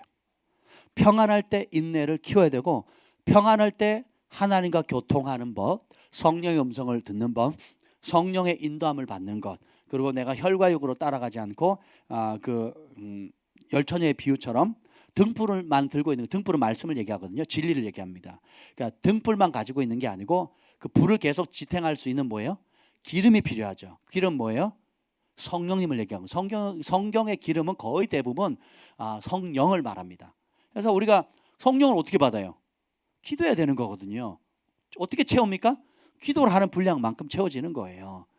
그래서 무시로 나는 주님과 함께하는 것이 최고의 즐거움입니다. 그래서 주님의 이름을 부르는 겁니다. 아멘. 그래서 지금 교회에서 여러분 집중했을 때 하는 어떤 그 영적인 감각이 있잖아요. 그리고 막 기도하다가 어떤 날 특별히 은혜가 터지는 날 있잖아요. 그때 그 감각. 그리고 또 기도하다가 환상을 보거나 음성을 듣거나 감동을 받았는데 실제로 그것이 이루어진다. 그럼 그때 오는 영적 감각들이 있거든요. 그거를 잘 소중히 여겨야 돼요. 그 상태를 언제 만드느냐? 그걸 항상 24시간 만들려고 노력하는 거예요. 그러면 그렇게 하면 어떤 상황이든지, 이 TV 조슈아가 그 얘기를 하시더라고요. 뭐라고 하냐면 바로 대답하지 않는 습관. 사람을 만날 때나 결정할 때나 또 뭐 할 때 있죠. 멈추는 습관을 한대요. 무조건. 뭘 누가 물으면 바로 대답을 안 한대요. 멈추고 뭐예요? 기도하는 거. 그 일에 주님을 초청하는 겁니다. 그래서 마음으로 묻는 거예요. 주님, 이렇게 질문하는데 어떻게 답할까요? 이런 결정해야 될 상황이 있는데 어떻게 하면 좋지요? 그 중요한 결정일수록 어떻게 돼요? 더 멈추는 거예요. 그리고 응답이 없으면 더 기도할 시간을 갖고 기다리는 거예요. 그래서 조급한 마음으로 빨리 달려가면 망하거든요. 사업하시는 분들이나 투자하시는 분들, 투기성이 있는 사람들, 이렇게 도박 근성이 있거나 한 큐에 뭘 하겠다 하는 사람들은 쉽게 미혹됩니다. 왜냐하면 욕심이 이끄는 대로 가거든요. 내 눈에 보기 좋은 대로 수익이 날 것 같으니까, 남들이 잘 낸다고 하니까 대박 맞을 것 같으니까 그래놓고 빚내가지고 막 해놓고 이제 망하는 거거든요. 근데 우리 그리스도는 그렇게 하는 게 아닙니다. 그 남자 화장실 1사로에 있는 말씀, 로마서 8장 14절, 무릇 하나님의 영으로 인도함 받는 그들이 곧 하나님의 자녀라. 그러면 영의 인도함을 구해야 되고 영의 인도함이 올 때까지 기다려야 되는 거예요. 사랑은 언제나 오래 참고. 기다림이 굉장히 중요합니다. 기다림이 실력이에요. 기다림이 믿음입니다. 그래서 준비 안 되는데 달려가거나, 그죠? 아니면 너무 조급해버리면 다 된 밥에 재 뿌릴 경우가 많거든요. 그래서 저희가 상담할 때 같이 상담하면서 또 중보하면서 어려운 것 중에 하나가 뭐냐면 같이 기다려주는 거. 같이 중보하면서 그 때를 잡을 때까지 기다리고, 저희도 뭐 빨리 되면 좋죠. 뭐 오늘 시작해서 내일 뭐 하면 저희도 좋잖아요. 할렐루야. 뭔가 결과가 보이고 또 상담했는데 바로 막 결과가 막 나고, 그죠? 누가 상담 왔는데 아이를 데리고 왔는데 저희 어머니를 상담하면서 바깥에 나가 있는 사이에 애가 방언이 터진 거예요. 우리 한나 사모님 기다리면 뭐하냐, 기도하자. 그래가지고 그냥 요 앞에서 여기 친교실에서 기도하자 그러고 이제 기도했는데 방언이 터진 거예요. 애가 막 입이 이만큼 나오고 엄마도 이만큼 기분이 좋아가지고 그러고 갔습니다. 저 멀리서 창원에서 오셨거든요. 그러니까 제가 뭔 얘기하다 여기 왔죠. 그래서 무시로 기도하는 거, 그래서 기다리는 거 굉장히 중요합니다. 기다려야 진짜 맛있는 단감을 얻을 수 있어요. 단감이나 떨감은 겉모양이 거의 비슷합니다. 그죠? 예. 근데 때가 돼야, 기다려야 이 떫은 감을 먹지 않게 되는 거죠. 근데 떫은 감을 땄을 때는 어떻게 합니까? 소금물에다가 담가 놓거든요. 삭히죠. 그래서 시간이 지나면 그 떫은 감과 소금물이 만나면 단맛이 납니다. 그래서 어릴 때 제가 떫은 감 많이 따가지고 집에 항아리에다가 소금물 재가지고 담가 놓으면 그 어느 정도 시간이 이제 며칠 얼마나 지나야 되죠? 하여튼 시간 지나면 그게 단감이 돼요. 그래서 제가 단감 되게 좋아했거든요. 그래서 그렇게 먹었던 기억이 납니다. 우리의 삶에서 김치도 담그면 어떻게 돼요? 숙성을 시키는 거거든요. 고기도 여러분이 그냥 샀을 때 먹을 수도 좋지만 맛있지만, 냉장고에 공기 안 들어가게 막 감아가지고 뭐 열흘이나 혹은 일주일이나 이렇게 두면 숙성이 됩니다. 제가 몇 번 해봤거든요. 되게 부드럽습니다. 생긴 건 좀 이상한데 곰팡이 핀 것처럼 색깔이 변하는데 맛은 되게 부드럽거든요. 그렇게 간혹 먹어본 적이 있는데 우리 삶도 마찬가지입니다. 그래서 하나님께 늘 묻는 습관을 이렇게 갖다 보면 기다림의 여유가 생겨요. 왜냐하면 내 인생을 누가 인도하신다? 사람의 걸음을 누가 인도하신다? 사람이 계획할지라도 그 걸음을 인도하시는 분이 누구라는 거 알아요. 그러니까 내가 아무리 좋게 계획해도 인도하시는 분이 하나님이니까 누구한테 허락받는 게 더 빨라요. 누구의 때를 기다리는 게 좋아요? 하나님이 정하신 때를 기다리는 게 지혜로운 거예요. 그러면 어떻게 해요? 성숙의 꽃이 뭐라 그랬어요? 평강이라 그랬죠. 그럼 평강이 오는 겁니다. 이렇게 몇 번 삶에 기다리고 내 욕심 따라가지 않고 조급하게 가지 않았을 때 하나님이 어떤 은혜를 주셨는가, 내가 하나님을 신뢰했을 때 주께서 심지가 견고한 자에게 평강의 평강을 복을 준다 그랬죠. 그 심지가 견고한다는 게 뭐냐면 하나님을 신뢰한다는 뜻이거든요. 그러니까 환경이나 상황이나 믿기 때문에 마음이 혹 동해가지고 급하게 조급하게 길을 가지 않고 하나님을 신뢰하기 때문에 마음에 요동함이 없는 거예요. 그런 사람에게 평강을 주시거든요. 거기서 평강은 샬롬입니다. 샬롬은 천국을 얘기해요. 그러니까 내가 필요한 모든 자원들이 천국에 있거든요. 근데 샬롬이 임하면 그 천국의 자원들이 그 순간에 임하는 겁니다. 지혜, 능력, 만남, 관계, 재정, 그리고 은총, 이런 모든 권위, 이런 것들이 하나님으로부터 온다라는 겁니다.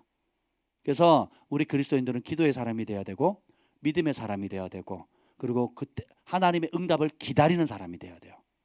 그러니까 뭐 기다릴 때까지, 그러니까 응답이 올 때까지 기다리는 겁니다. 근데 그거 안 하면 어떻게 돼요?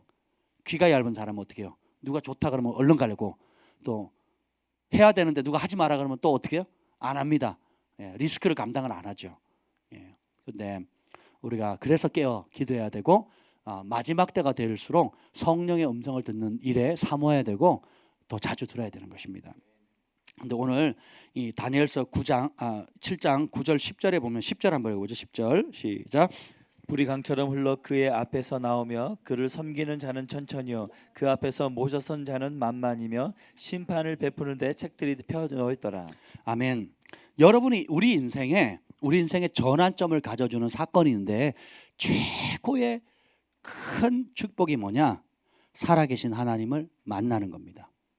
그분을 실제로 보는 거예요. 그분의 음성을 듣는 것입니다. 그분의 영광을 보는 거예요.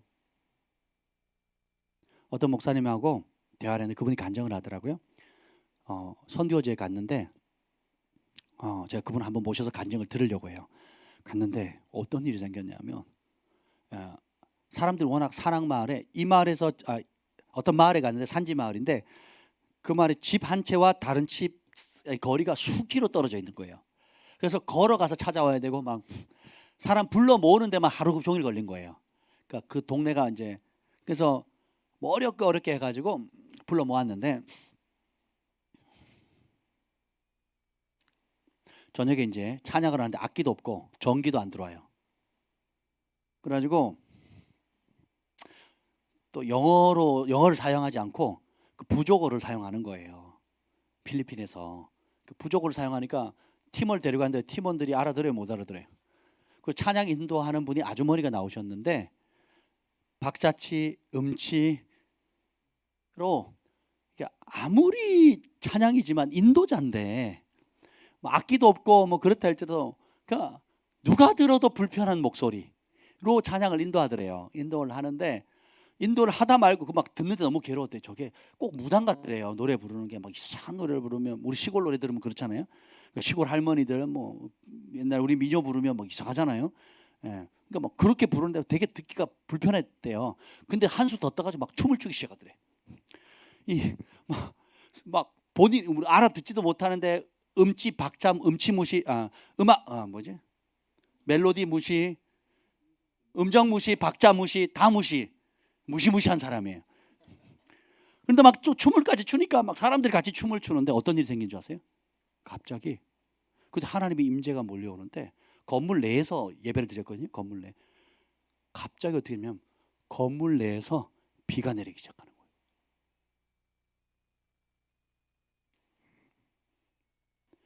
건물 내에서 비가 내리는 거. 지금 우리가 예배 드리는데 물이 새는 게 아니고 이 건물 내에서 비가 내리는 거예요.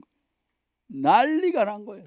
사람들이 놀라운 성령 임재를 가지고 그래가지고 초저녁부터 모였는데 원래는 이제 하고 말아야 되는데 그 다음 날 꼬박 그러니까 새벽 4시 5시까지 예배를 드렸는데요. 사람들이 가라니까 안 가고요. 보따리 쌓아가지고 그 자리에 계속 머물러 있는 겁니다. 환정을 하다 너무 좋은 거예요. 그래서 뭐냐 한 번의 체험이고 한 번의 만남인데 정말 내 영혼의 찬양. 사람은 외모를 보지만 하나님은 중심을 보시잖아요. 근데 주님이 임하신 거예요. 그 표적과 이적이 따른다 그랬잖아요. 믿는 자에게 표적과 이적이 따른. 그러니까 하나님의 성령의 담비가 내리니까 난리가 난 겁니다. 그래서 누가 시키지도 않았는데 그냥 거기서 계속 그렇게 찬양했대요. 못 알아듣는 찬양을. 근데 막 그런 하나님의 임재가 오니까 뭐 언어 상관없어요. 시간이 어떻게 가는지 몰라요. 밤을 꼴딱 샜대요. 꼴딱 새벽 예배를 드렸는데 집에 가라니까 안 가고 그 다음날 또 예배를 드리자는 거예요. 그 원주민들이 주님을 만나니까. 계시는 살아계신 하나님을 만나게 합니다. 그분의 영광을 보게 해야 돼요. 일단 맛보면요 다른 걸 추구하지 않게 됩니다. 그래서 모든 삶의 중심이 바뀌어요. 그래서 그 하나님이 나를 파송하셨구나, 나를 사랑하시는구나, 나를 구원하기 위해서 내 죄를 사하기 위해서 아들의 피값을 흘리셨구나, 그래서 나를 구원하셨구나. 그래서 나는 그럼 뭐하지? 구원받은 나는 하나님이 목적을 두셨구나. 내 부르심이 뭐지? 그래, 그 부르심을 위해서 하나님 달란트를 주시고 은사를 주시고 천사를 동원하시고 재정을 주시고 위치를 주시고 하셨구나. 그걸 가지고 어떻게 돼요? 하나님이 기뻐하는 뜻을 이루는 것이 내 인생이구나. 인생의 목적을 발견합니다. 그러면 어떻게 해요? 죽도록 충성하는 겁니다. 그래서 시간도 주를 위해 쓰고 물질도 주를 위해 쓰고 재능도 주를 위해 쓰는 거예요. 왜요? 오늘 그 10절에 보면 심판을 베푸는 하나님을 만났거든요. 처음에는 사랑의 하나님, 용서의 하나님, 능력의 하나님, 공급의 하나님, 인자와 자비가 많으신 그 하나님을 경험하는데 그 하나님으로 끝나는 것이 아니고 하나님의 또 다른 중요한 속성이 뭐예요? 사랑과 공의, 인자와 심판이거든요. 이 심판은 악인이나 선인이나 똑같이 심판을 받습니다. 의인은 영생과 영원한 상급의 심판을 받아요. 행한 대로. 그리고 악인은 어떻게 돼요? 행한 대로 영원한 벌과 영원한 고통을 누리게 되는 거죠. 이게 심판인데 여기 보면 심판을 베푸는데 뭐가 펴져 있다고요? 책들이 펴져 있는 겁니다. 요한계시록에도 이 책을 보거든요. 그죠? 에스겔도 하나님의 보좌를 봅니다. 그리고 하나님 행하실 일들을 보거든요. 그래서 여러분이 진짜 주님을 만나면 내 편 대주세요 하는 기도가 무너져요. 내가 항상 하나님 편에 서게 해주세요. 하나님의 뜻을 알려주세요. 하나님이 기뻐하는 일을 하게 해주세요. 하나님 기뻐하는데 돈 쓰게 해주세요. 기뻐하는데 내 몸이 가게 해주세요. 하나님 싫어하는 거 하지 않게 해주세요. 하나님이 악이라고 하는 거 쳐다보지도 않게 해주세요. 오로지 하나님의 영광과 하나님의 놀라운 뜻을 위해서 살게 해주세요 라고 하는 인생이 바뀌는 겁니다. 제가 어렸을 때도 저희 교회 부흥이 터졌는데요. 우리 후배들이, 특별히 우리 후배들이 그랬습니다. 1년 후배들부터 제가 또 고2였는데 고1, 중3, 중2 이런 아이들이 남자 여자 아이들 할 것 없이 성령을 받으니까 그 아이들이 입신해가지고 천국을 가는 거예요. 그리고 지옥도 보고요. 천국 가서 예수님하고 대화를 해요. 예수님이 나한테 이런 은사 준다 저런 은사 준다 했는데 실제로 얘가 없었던 능력 예수님 만나고 오더니 진짜 그런 능력이 나타나는 거예요. 하나는 우리 그 당시에 투시 은사라 그랬거든요. 지금으로 하면 영분별 은사인데 그때는 우리 시골에서는 투시 은사라 그랬습니다. 꿰뚫어 본다고 이렇게 투시 은사 그랬습니다. 요즘도 그렇게 말하는 사람이 있는 것 같은데 아니 얘가 한 해 후배인데요. 그 다음번 학생 회장이 됐습니다. 제가 성가대 지휘했는데 제 다음으로 얘가 지휘를 했거든요. 제가 아끼는 후배였는데 얘가 천국 가고 지옥 가서 자기 친척을 보고 온 거예요. 그 막 벌벌벌 떱니다. 그래서 보여준 이유가 뭐냐? 예수 안 믿으면 이렇게 지옥 간다. 영원한 형벌 받는다. 너 아는 사람 봤지? 예수님 안 믿으면 이렇게 된다. 나를 안 믿으면 그렇게 된다. 그래서 예수님이 너 마지막 때에 내가 이렇게 귀하게 쓸 거다. 저는 못하는데요. 그래서 내가 네가 본 지옥이 실제라는 거, 네가 본 천국이 진짜라는 것을 내가 증명하기 위해서 또 네 부르심을 이루기 위해서 내가 특별한 은사를 준다 해서 사람의 영을 볼 수 있는 영분별 은사를 준 거예요. 그래서 이 아이가 그때 기도원에 저희 학생부 수련회는 기도원으로 갔습니다. 태백산 기도원이라고. 유명한 태백산 기도원이 아니고 정말 태백 옆에 있는 그 기도원이 있습니다. 영월에 있는 태백산 기도원이 아니고 태백에 있는 태백산 기도원이 있습니다. 지금은 아마 없을 겁니다.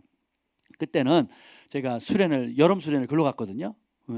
그래서 어른들하고 똑같이 예배를 드렸습니다. 근데 그 말씀을 전한 장로님과 목사님이 기도하면 막 입신 들어가고 막 그랬거든요. 저는 아무리 사모해도 안 들어가더라고요. 아무튼 간에. 근데 그 아이가 그 얘기를 하면서 막 울면서 간증을 하는데 그러면서요 막 얼굴이 천사같이 바뀌더라고요. 핍박을 많이 받았거든요. 집에서 쫓겨나기도 하고 도망가기도 하고 막 너무 핍박을 받아서 석 달을 집에 못 들어갔어요. 그래가지고 우리 교회학교 선생님이 숨겨줬어요. 집에. 워낙 두들겨 패고 사람을 물건 취급해버리니까 애가 견디다 못해. 순한 아이인데 견디다 못해. 남자아이가 못 견디고 결국은 도망 나왔어요. 그래가지고 집에 3개월 숨겨주고 그 숨겨준 선생님이 동네 사람이니까 잘 이렇게 타일러가지고 자식한테 잘해라. 그래가지고 3개월 뒤 들어갔다니까요. 그렇게 핍박을 받는 아이였어요. 근데 그 아이에게 예수님이 찾아와가지고 그래서 그 영분별의 은사를 줬는데 얘가 이제 사람이 오면요 영적 상태와 그 안에 무슨 영이 있는지를 다 보는 거예요. 할렐루야.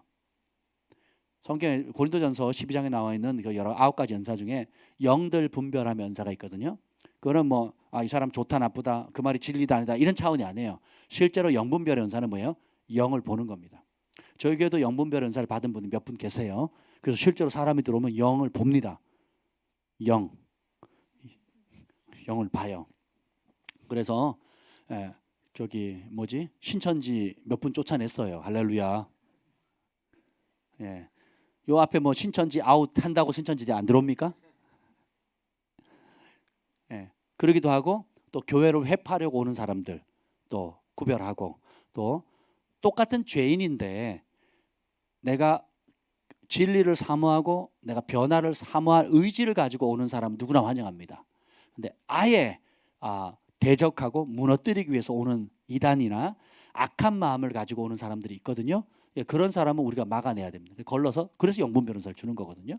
그리고 또 믿는다 할지라도 믿는 사람들 가운데 아직 처리되지 않은 죄나 또 본인이 인식하는 죄 혹은 인식하지 못하는 죄, 또 가정의 영향력들, 또 기타 숨은 죄들이나 또 그걸로 내가 인식 못하는 어떤 영들의 눌림들이 있거든요.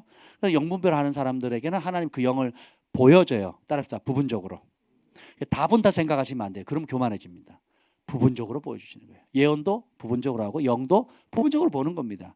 그러면 이제 그것이 중보할 때나 그걸 기도 제목으로 삼고 중보하고, 또 경계할 것은 경계하고, 또 그 안에 있는 아름다운 것들은 또 어떻게 해요? 아름다운 것들을 계속 그 부르심과 주신 은사들을, 그러니까 교회에 굉장히 유익이 되는 은사입니다. 선지자로 부름 받은 사람은 세 가지 은사가 있어야 돼요. 선지자로 직분을 받은 사람이 있어요. 우리는 다 예언할 수 있는데, 성령인데 다 예언할 수 있지만 특별히 오중직임 가운데 사도 선지자 복음 전하 목사 가운데 선지자로 부름 받은 사람은 지식의 말씀과 그 다음에 예언의 은사와 영분별의 이 세 가지가 은사가 있어야 됩니다. 이것이 교회의 검증을 받아야 되고, 그리고 그러니까 교회 안에서뿐만 아니라 지역 도시 안에서 다른 교회도 인정받아야 돼요. 이해가 되세요? 그러니까 내가 좀 본다, 듣는다, 뭐 영을 본다 해갖고 되는 게 아니고, 지역에 있는 지도자들, 담임 목사님과 또 그리고 그 지역에 있는 건강한 교회의 리더들에게 인정받는 단계로 가야 되는데, 그래서 건강한 성숙한 선지자를 일으키는데 30년에서 50년 걸립니다. 하나님 주신 영적인 무게나 권위가 크기 때문에 그걸 잘 감당. 왜냐하면 좋은 것만 보는 게 아니거든요. 그러니까 나쁜 것, 허물, 죄들을 봤을 때에 그것을 사랑으로 다스리고, 또 내가 깊은 은사를 받았지만 교회의 영적 질서 안에 권위 아래 들어가는 것들을 배워서 그것이 내게 인격이 되기까지는 연단이 필요하거든요. 자아가 죽고 권위 아래 복종하고, 또 나도 잘못될 수 있다, 나도 잘못하고, 그래서 책망하거나 훈계하고 권면했을 때 그걸 받아들일 수 있는 겸손함과 온유함이 필요하거든요. 이제 그래서 그런 과정을 다 하는데 최소 30년에서 뭐 50년은 돼야 성숙한 선지자 한 사람을 길러낸다고 선지자들은 말합니다. 그러니까 근데 어쨌든 이 아이가 천국을 경험하고 지옥을 보고, 그리고 예수님의 음성을 듣고 예수님을 만나고 예수님의 부르심을 알게 되니까 인생이 어떻게 됐겠어요? 완전히 바뀌는 겁니다. 다니엘이 그 세계를 보니까 왕들이 금은 보아준데도 딴 사람 주라 그러잖아요. 더 좋은 세계를 봤거든요. 성경에 보면 에스겔도 하나님의 보좌를 보고요, 그 다윗도 하나님의 보좌를 봅니다. 모세도 하나님의 보좌를 보거든요. 그죠? 또 신약의 바울과 사도 요한도 하나님의 보좌를 봅니다. 그러니까 그 보좌, 뭐 녹보석, 홍보석 갖고 뭐뭐 갖고 그러잖아요. 왜 뭐뭐 갖다 그럴까요?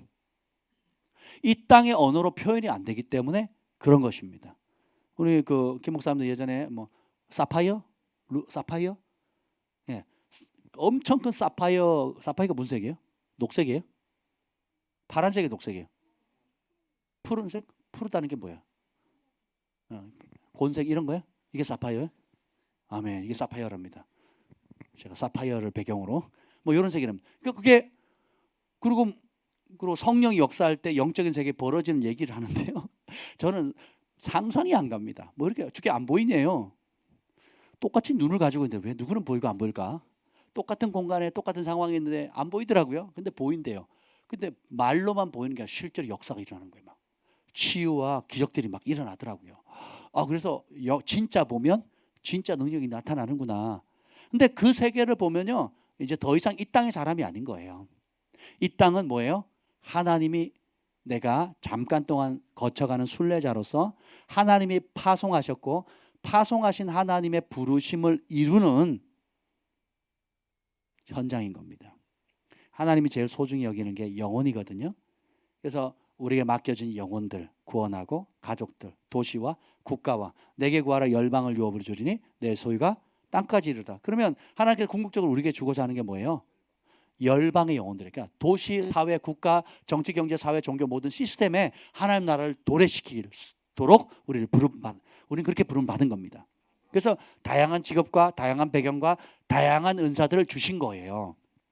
그래서 가장 낮은 자리부터 가장 높은 자리까지 모든 그리스도인들을 골고루 분배를 시킨 이유가 뭐예요? 그 모든 다른 언어, 다른 피부색, 다른 나라, 그리고 그 빈부격차, 또 뭐 이런 것을 다 그 모든 곳곳에 뿌려놓은 거예요. 뿌려놔서 어떻게 해요? 그 영역마다 하나님 나라를 도래시키라는 거예요. 그 영역마다 천국이 임하도록 우리가 이제 그래서 나라를 통째로 제자 삼아야 되는 거예요. 열방을 통째로 예수님의 제자를 삼는 일, 하나님의 원리대로 세상을 통치하도록 우리가 그 일에 부름받았다는 겁니다. 비즈니스 영역에, 교육 영역에, 가정 영역에, 그리고 또 정치 영역에, 경제 영역에, 여러 영역에 하나님께서 여러분을 두신 겁니다. 아멘. 그래서 진짜 만나면 진짜 변화가 되는 겁니다. 그래서 그 주님을 만나게 해주는 게 성령이 주시는 계시입니다. 그래서 눈을 오늘 그 잠언 20장에 보면 하나님께서 사람의 귀와 사람의 눈은 여호와께서 지으셨느니라 이렇게 말합니다. 그러니까 우리가 볼 수 있는 눈, 들을 수 있는 귀, 깨닫는 마음을 누가 주셨다고요? 하나님이 주신 겁니다. 그래서 전에 여러분들이 그 거듭나지 않았을 때와 거듭난 이후에 그러니까 안 보이던 세계가 보이고 그리고 안 믿겨지던 세계가 믿겨지게 되는 거예요. 이게 성령의 역사입니다. 아멘. 그러면 여러분이 어떻게 해요? 이전에 영의 세계를 몰랐을 때의 육이 이끄는 대로 욕심이 이끄는 대로 가는 삶을 버리고 이제 거듭나면 어떻게 돼요? 영이 성령께서 보여주시고 성령께서 들려주시고 성령께서 인도하시고 성령께서 주시는 지혜, 성령께서 주시는 두나미스 파워, 다이너마이트 같은 하나님의 초자연적인 권능에 익숙해지는 삶으로 전환하셔야 돼요. 그래서 우리가 진리를 선포하고 그 진리를 붙잡고 밤이고 낮이고 기도하는 겁니다. 그러면 열리는 거예요. 여러분 이제 제가 어제도 어떤 분이 이제 간증을 하시더라고요. 예. 그래서 되게 은혜가 됐어요. 근데 여러분들도 이제 밴드나 카톡방에 여러분들 하나님께서 주시는 좋은 은혜들이 있다면, 응답들이 있다면 간증 올려보세요. 예.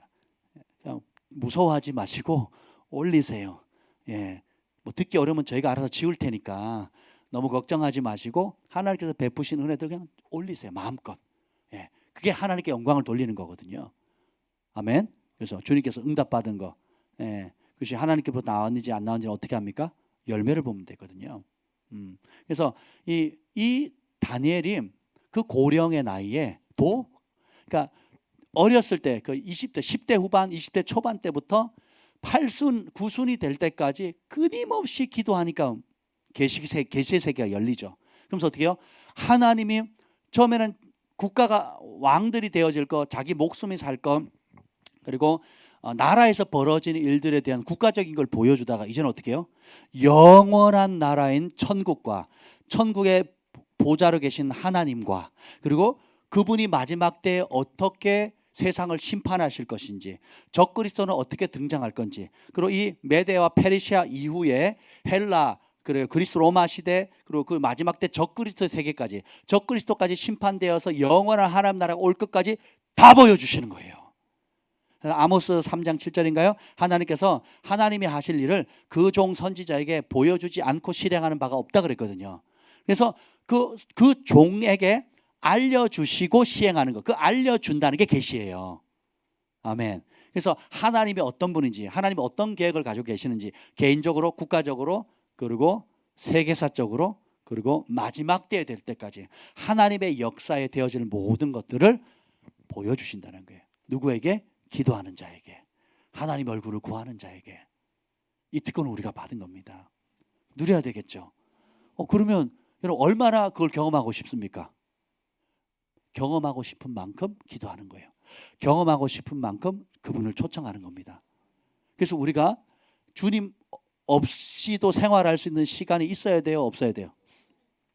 매 순간 공부할 때도, 길을 걸어갈 때도, 세수할 때도, 샤워할 때도, 또 뭐 누구를 만나든 어떤 문제든지 나는 하나님이 필요합니다. 나는 성령님의 도움이 필요합니다. 나는 주님의 도움과 지혜 없이는 이걸 해결할 수 없는 존재라고 겸손히 낮추면 마음이 가난한 자에게 천국이 저희 것이라고 그랬잖아요. 심령이 가난한 자, 그 가난한 자의 천국이 은혜가 부어지거든요. 천국을 경험하게 되는 겁니다. 아멘. 그래서 계시는 항상 계신 하나님과 함께하는 그 기쁨의 가치를 알려주게 되는 거예요. 그래서 지구상에 우리 인생에 누릴 수 있는 최고의 기쁨은 하나님을 만나는 겁니다. 제가 말하는 만남은 뭐 사변적이고 이성적이고 뭐 지식적으로 동의하는 걸 얘기하는 게 아니에요. 실제로 만나는 걸 얘기하는 겁니다. 실제로 그분의 영광을 보는 거고 실제로 그분의 음성을 듣는 겁니다. 제 인생에도 뭐 여러분도 그런 경험이 있으실 겁니다. 그 제 인생에도 중요 인생의 전환점에 고등학교 때는 주님 내 부르심이 뭐예요? 하나님 나의 정체성이 뭐예요? 라고 고민을 했거든요. 우리 청년들 고민 많이 하잖아요.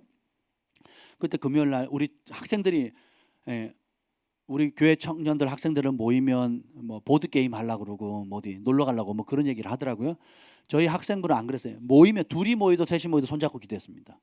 그 손잡고 기도하면 또 누가 오잖아요. 그럼 또 손잡고 기도해요. 또 누가 하면 또 어느 날 뭐 둘 셋이 시작했는데 막 10명 20명이 모여 손잡고 기도하는 거야. 저녁에 모이면 손잡고 기도하는 거예요, 무조건. 그럼 또 지나가다 목사님 보시면 와서 안수해 주시고 또 들어가시고. 예. 그렇게 기도합니다. 그래서 뭐 누가 오면 너 기도 제목 뭐니? 그럼 기도해 주고. 그리고 같이 기도해 주고 막 이런 상황이었어. 저녁에 그냥 교회 갔더니 누가 기도하고 있더라고요.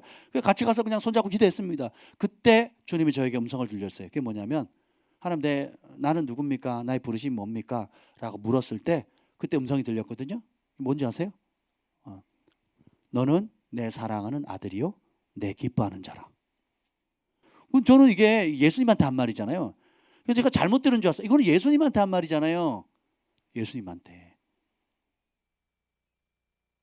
근데 예수님이 핏값으로 사셔서 우리는 종의 신분에서 뭘로 바뀝니까? 아들이 되는 거죠. 그죠? 예수님도 이 땅에 하나님으로 오신 게 아니라 뭐예요? 아들의 모습으로 오셨잖아요. 인간의 모습으로 오셨잖아요. 그렇죠? 그러면서 예수님의 이름은 인자. 인자가 뜻이면 사람의 아들이라는 뜻이거든요. 사람의 아들. 예. 그러니까 예수님의 이름이 여러 개인데 인자, 사람의 아들 혹은 또 하나님의 아들 이런 표현을 씁니다. 그래서 예수님이 사람의 아들로서 성령의 충만함을 받았을 때 어떤 일을 할 수 있는지에 대한 본이 되셨거든요. 그래서 제가 너는 이는 내 사랑하는 아들이요 내 기뻐하는 자라는 그 음성을 들었는데 너무 이상한 거예요. 내가 잘못 들었나? 근데 어느 날 그 김 목사님이 천국 가서 하나님 생명책을 보여주셨거든요. 생명책을 보여주면서 우리 이름들 정민근 목사님은 이름이 있는 거예요. 할렐루야. 다행이에요. 예. 근데 정민교 목사님 이름을 확인하는 순간에 음성이 들리는 거예요. 이는 내 사돈이라. 예. 그런 음성이 들리는 거예요. 아니었나요? 예, 사도다. 그랬대요. 사도. 밥 사도. 빵 사도. 뭐 하여튼 뭘 사도.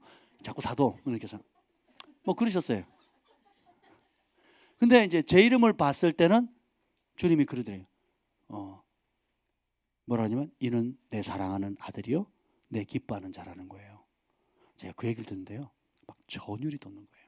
그 얘기를 처음 들을 때 온몸에 전율이 돋는 겁니다. 내가 고등학교 2학년 때 아이들끼리 그냥 손잡고 옹기종기 모여 앉아서 기도할 때 내 내면에 들렸던 그 음성, 귀로 들린 게 아니거든요. 내 내면에 들렸던 그 음성 그대로를 확증이 되는 너무 행복한 거예요. 그러니까 어떻게 내 정체성은 뭐예요? 큰 일을 하는 선교사나 목사가 아닌 거예요. 큰 교회를 하는 담임 목사님도 아니고 또 무슨 교회를 많이 개척하거나 치유를 많이 하거나 뭘 이렇게 어떤 기능인으로 부른 게 아니라 뭐야? 철저하게 관계로 하나님의 가족으로 하나님이 사랑하는 아들, 하나님이 그냥 미워하는 아들, 아유 염소 같은 아들, 좀 어디 이런 아들이 아니고 아유 신경 써요, 아유 힘들어 이런 아들이 아니고 뭐예요? 기뻐하는 아들이라는 거죠. 뭐 저만 그렇습니까? 너는 택한 족속이요 왕 같은 제사장이며 거룩한 나라 하나님의 소유된 친백성이거든요. 내가 너희를 아비라 부르는 거 너희가 나를 아버지라고 내가 너희를 아들 삼은 거 부끄러워하지 않겠다 그러셨거든요. 거듭난 모든 진실한 주의 백성들은 하나님의 아들 딸들입니다. 아멘. 그리고 하나님이 기뻐하는 아들 딸들이에요. 아멘. 근데 이것을 뭐 모세가 그랬더래, 엘리야가 그랬더래, 아니 우리 목사님이 그랬더래 하다가 어느 날 기도하는데 주님이 사랑하는 아들아, 사랑하는 딸아 하면 그게 계시거든요. 성령의 역사거든요. 그러면 그 하나님은 이제 더 이상 남의 하나님, 목사님의 하나님, 엘리야의 하나님, 모세의 하나님이 아니라 누가 하나님 되는 거예요? 나의 하나님 되는 거예요.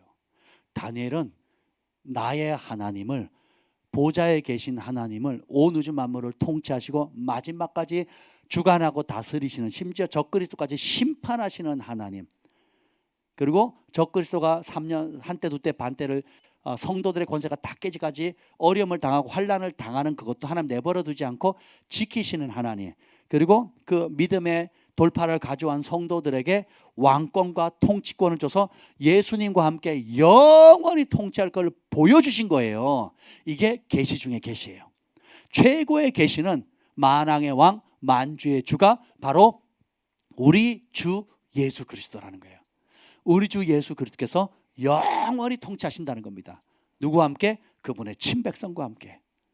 그럼 이 사실을 딱 깨달으면 여러분 인생, 남은 인생 어떻게 살겠습니까? 진짜 믿으면, 진짜 경험하면, 진짜 확신하면 어떻게 쓰시겠냐고요? 하나님 내 편 대주세요 이렇게 기도하겠냐고요? 굉장히 위험한 기도입니다. 굉장히 위험한 기도예요. 여러분이 항상 옳습니까? 여러분이 항상 바르게 기도해요? 여러분의 기도가 다 응답됐으면 어떻게 됐을까요?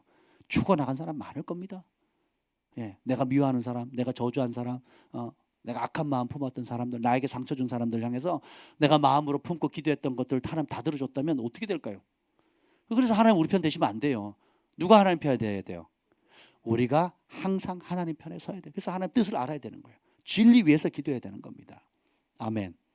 그래서 주님이, 근데 그 하나님만 볼 뿐만 아니라 11절에 보면 그 짐승이 타오르는 불에 던져지는 것도 보지요. 그리고 13절 지난번에 잠깐 다뤘죠. 계시 중에 계시. 한번 봅시다. 13절 시작. 내가 또 밤 환상 중에 보니 인자 같은 이가 하늘 구름을 타고 와서 옛적 북도 한산 계신 이에게 나아가 그 앞으로 인도되매. 아멘. 무려 500년 뒤에 올 예수님을 볼 뿐만 아니라 그 예수님이 부활하고 승천한 이후에 재림하실 모습을 보는 겁니다. 재림하실 모습을. 이야, 놀랍죠? 주님이 다시 오실 걸 본다는 겁니다. 그래서 여러분이 그냥 죽어서 흙으로 돌아가서 사라진다라고 믿는 세상 사람들의 삶과 죽음이 끝이 아니고 주님께서 결산하신다. 그리고 책들에 우리의 이 땅의 사랑 예배 드리는 모습, 천사들 그런 분들을 많이 봐요. 여러분 예배 드리잖아요. 지금 천사들이 다 기록한대요. 어떻게 마음을 다해 찬양하는지, 어떻게 말씀을 경청하는지, 어떤 믿음의 고백을 하는지, 예? 그걸 천사들이 다 기록한대요. 예. 그리고 그 한 수고대로 주님께서 상을 주시고, 그래서 이걸 여러분이 한 일거수일투족을 천사들이 다 서기관 천사들도 있거든요. 다 기록합니다. 기록해가지고 마지막 이 책들에게 다 기록하는 거예요. 그래서 심판 때예요. 따라서 심판은 믿음으로 받지 않는다. 성경의 심판은 단 한 번도 믿음으로 받는다는 내용이 안 나옵니다. 심판은 뭘로 받습니까? 행동으로 받습니다. 왜요? 믿음의 동의어가 뭐예요? 예, 아멘. 순종. 행위라는 거예요. 성도들의 옳은 흰옷을, 성도들이 흰옷을 입잖아요. 성도들의 옳은 행실이라 그랬잖아요. 그러니까 진짜 믿으면 진짜 행동하게 돼요. 그러니까 행동하는 그것이 내 진짜 믿음인 거예요. 그렇죠? 여러분 뭐 어려운데 안 찾아오는 인간이 친구예요? 아니잖아요. 그죠? 결혼식 때 장례식 때 안 가면 어떻게 됩니까? 절친이. 절친이 아닌 거예요. 그날부터. 예. 왔는데 부주거나 조의금 안 하면 어떻게 돼요? 예, 다 기록하고 있습니다. 저희 어머니가 어느 날 갑자기 어딜 가신대요. 그래서 아니 어머니 저분 싫어하잖아요. 그랬더니 싫어하지? 근데 왜 가요? 그랬더니 네 결혼식 때 그때 10만 원 보냈다. 10만 원. 그걸 기억하시더라니까요. 10년이 지났는데. 우리 어머니 무서운 분이세요. 저 결혼식 때 10만 원 따로 봉투 보냈다는 거예요. 그러니까 내가 받았잖아요. 그러니까 저 사람 내가 싫지만 저 사람 자녀들 결혼하는데 내가 뭐 10만 원까지는 아니라도 5만 원이라도 해야겠다. 그러고 가시더라니까요. 사람도 자기의 은혜 베푼 걸 기억하거든요. 하나님은요, 그걸 더 철저하게 기록하십니다. 그래서 우리가 주님의 영광을 위해서 먼저 그의 나라와 그의 의를 위해서 여러분의 복음과 함께 고난을 받게 되면 주님이 그걸 다 기억하시는 겁니다. 그래서 그 계시록에 보면 우리가 성도들이 흘리는 모든 눈물들 다 씻어주신다 그랬잖아요. 예수님을 위해서 고난받으면서 눈물 흘린 적이 없는 사람은 그날 주님이 씻겨줄 눈물이 없어요. 내 죄 때문에, 내 욕심 때문에, 내 혈기 때문에 내 뜻대로 안 된다고 성질 버럭버럭 부리다가 내 분노에 내가 못 이겨가서 운 적이 한두 번입니까, 여러분?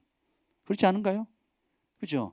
근데 예수님 보면 나와 복음을 위해서 버리고 고난받고 빼앗기면 이 땅에서 100배를 받되 핍박을 겸하여 받고, 그때 핍박 받으니까 억울하잖아요. 그러니까 원수 갚지 마라. 원수 갚는 건 하나님께 있다. 그러니까 또 하나님의 심판할 때를 믿고 어떻게 해요? 기다리거든요. 또 이게 또 쉽지가 않아. 기다리는 게 또 쉽지가 않아요. 응답을 기다려야 되고, 원수가 하나님이 직접 심판하는 걸 기다려야 되고, 이런 것도 원수를 축복해야 되고 주님 먹여야 되고, 이게 다 누구 때문에 그거 하는 거예요? 예수님 때문에, 그분의 말씀 때문에. 그래서 그렇게 살아낸 성도들의 옳은 행실들이 다 기록되어 있거든요. 근데 이런 모든 것을 이렇게 세상 사람과 구별되게 살 수 있는 능력이 어디서 와요? 계시에서 오는 겁니다. 하나님을 경험하게 되면. 그래서 주님을 실제로 환상이든 꿈이든 음성이든 실제로 주님을 경험한 사람과 그렇지 않고 넘겨들은 사람들의 신앙 태도가 완전히 달라요. 인생의 목적도 다릅니다.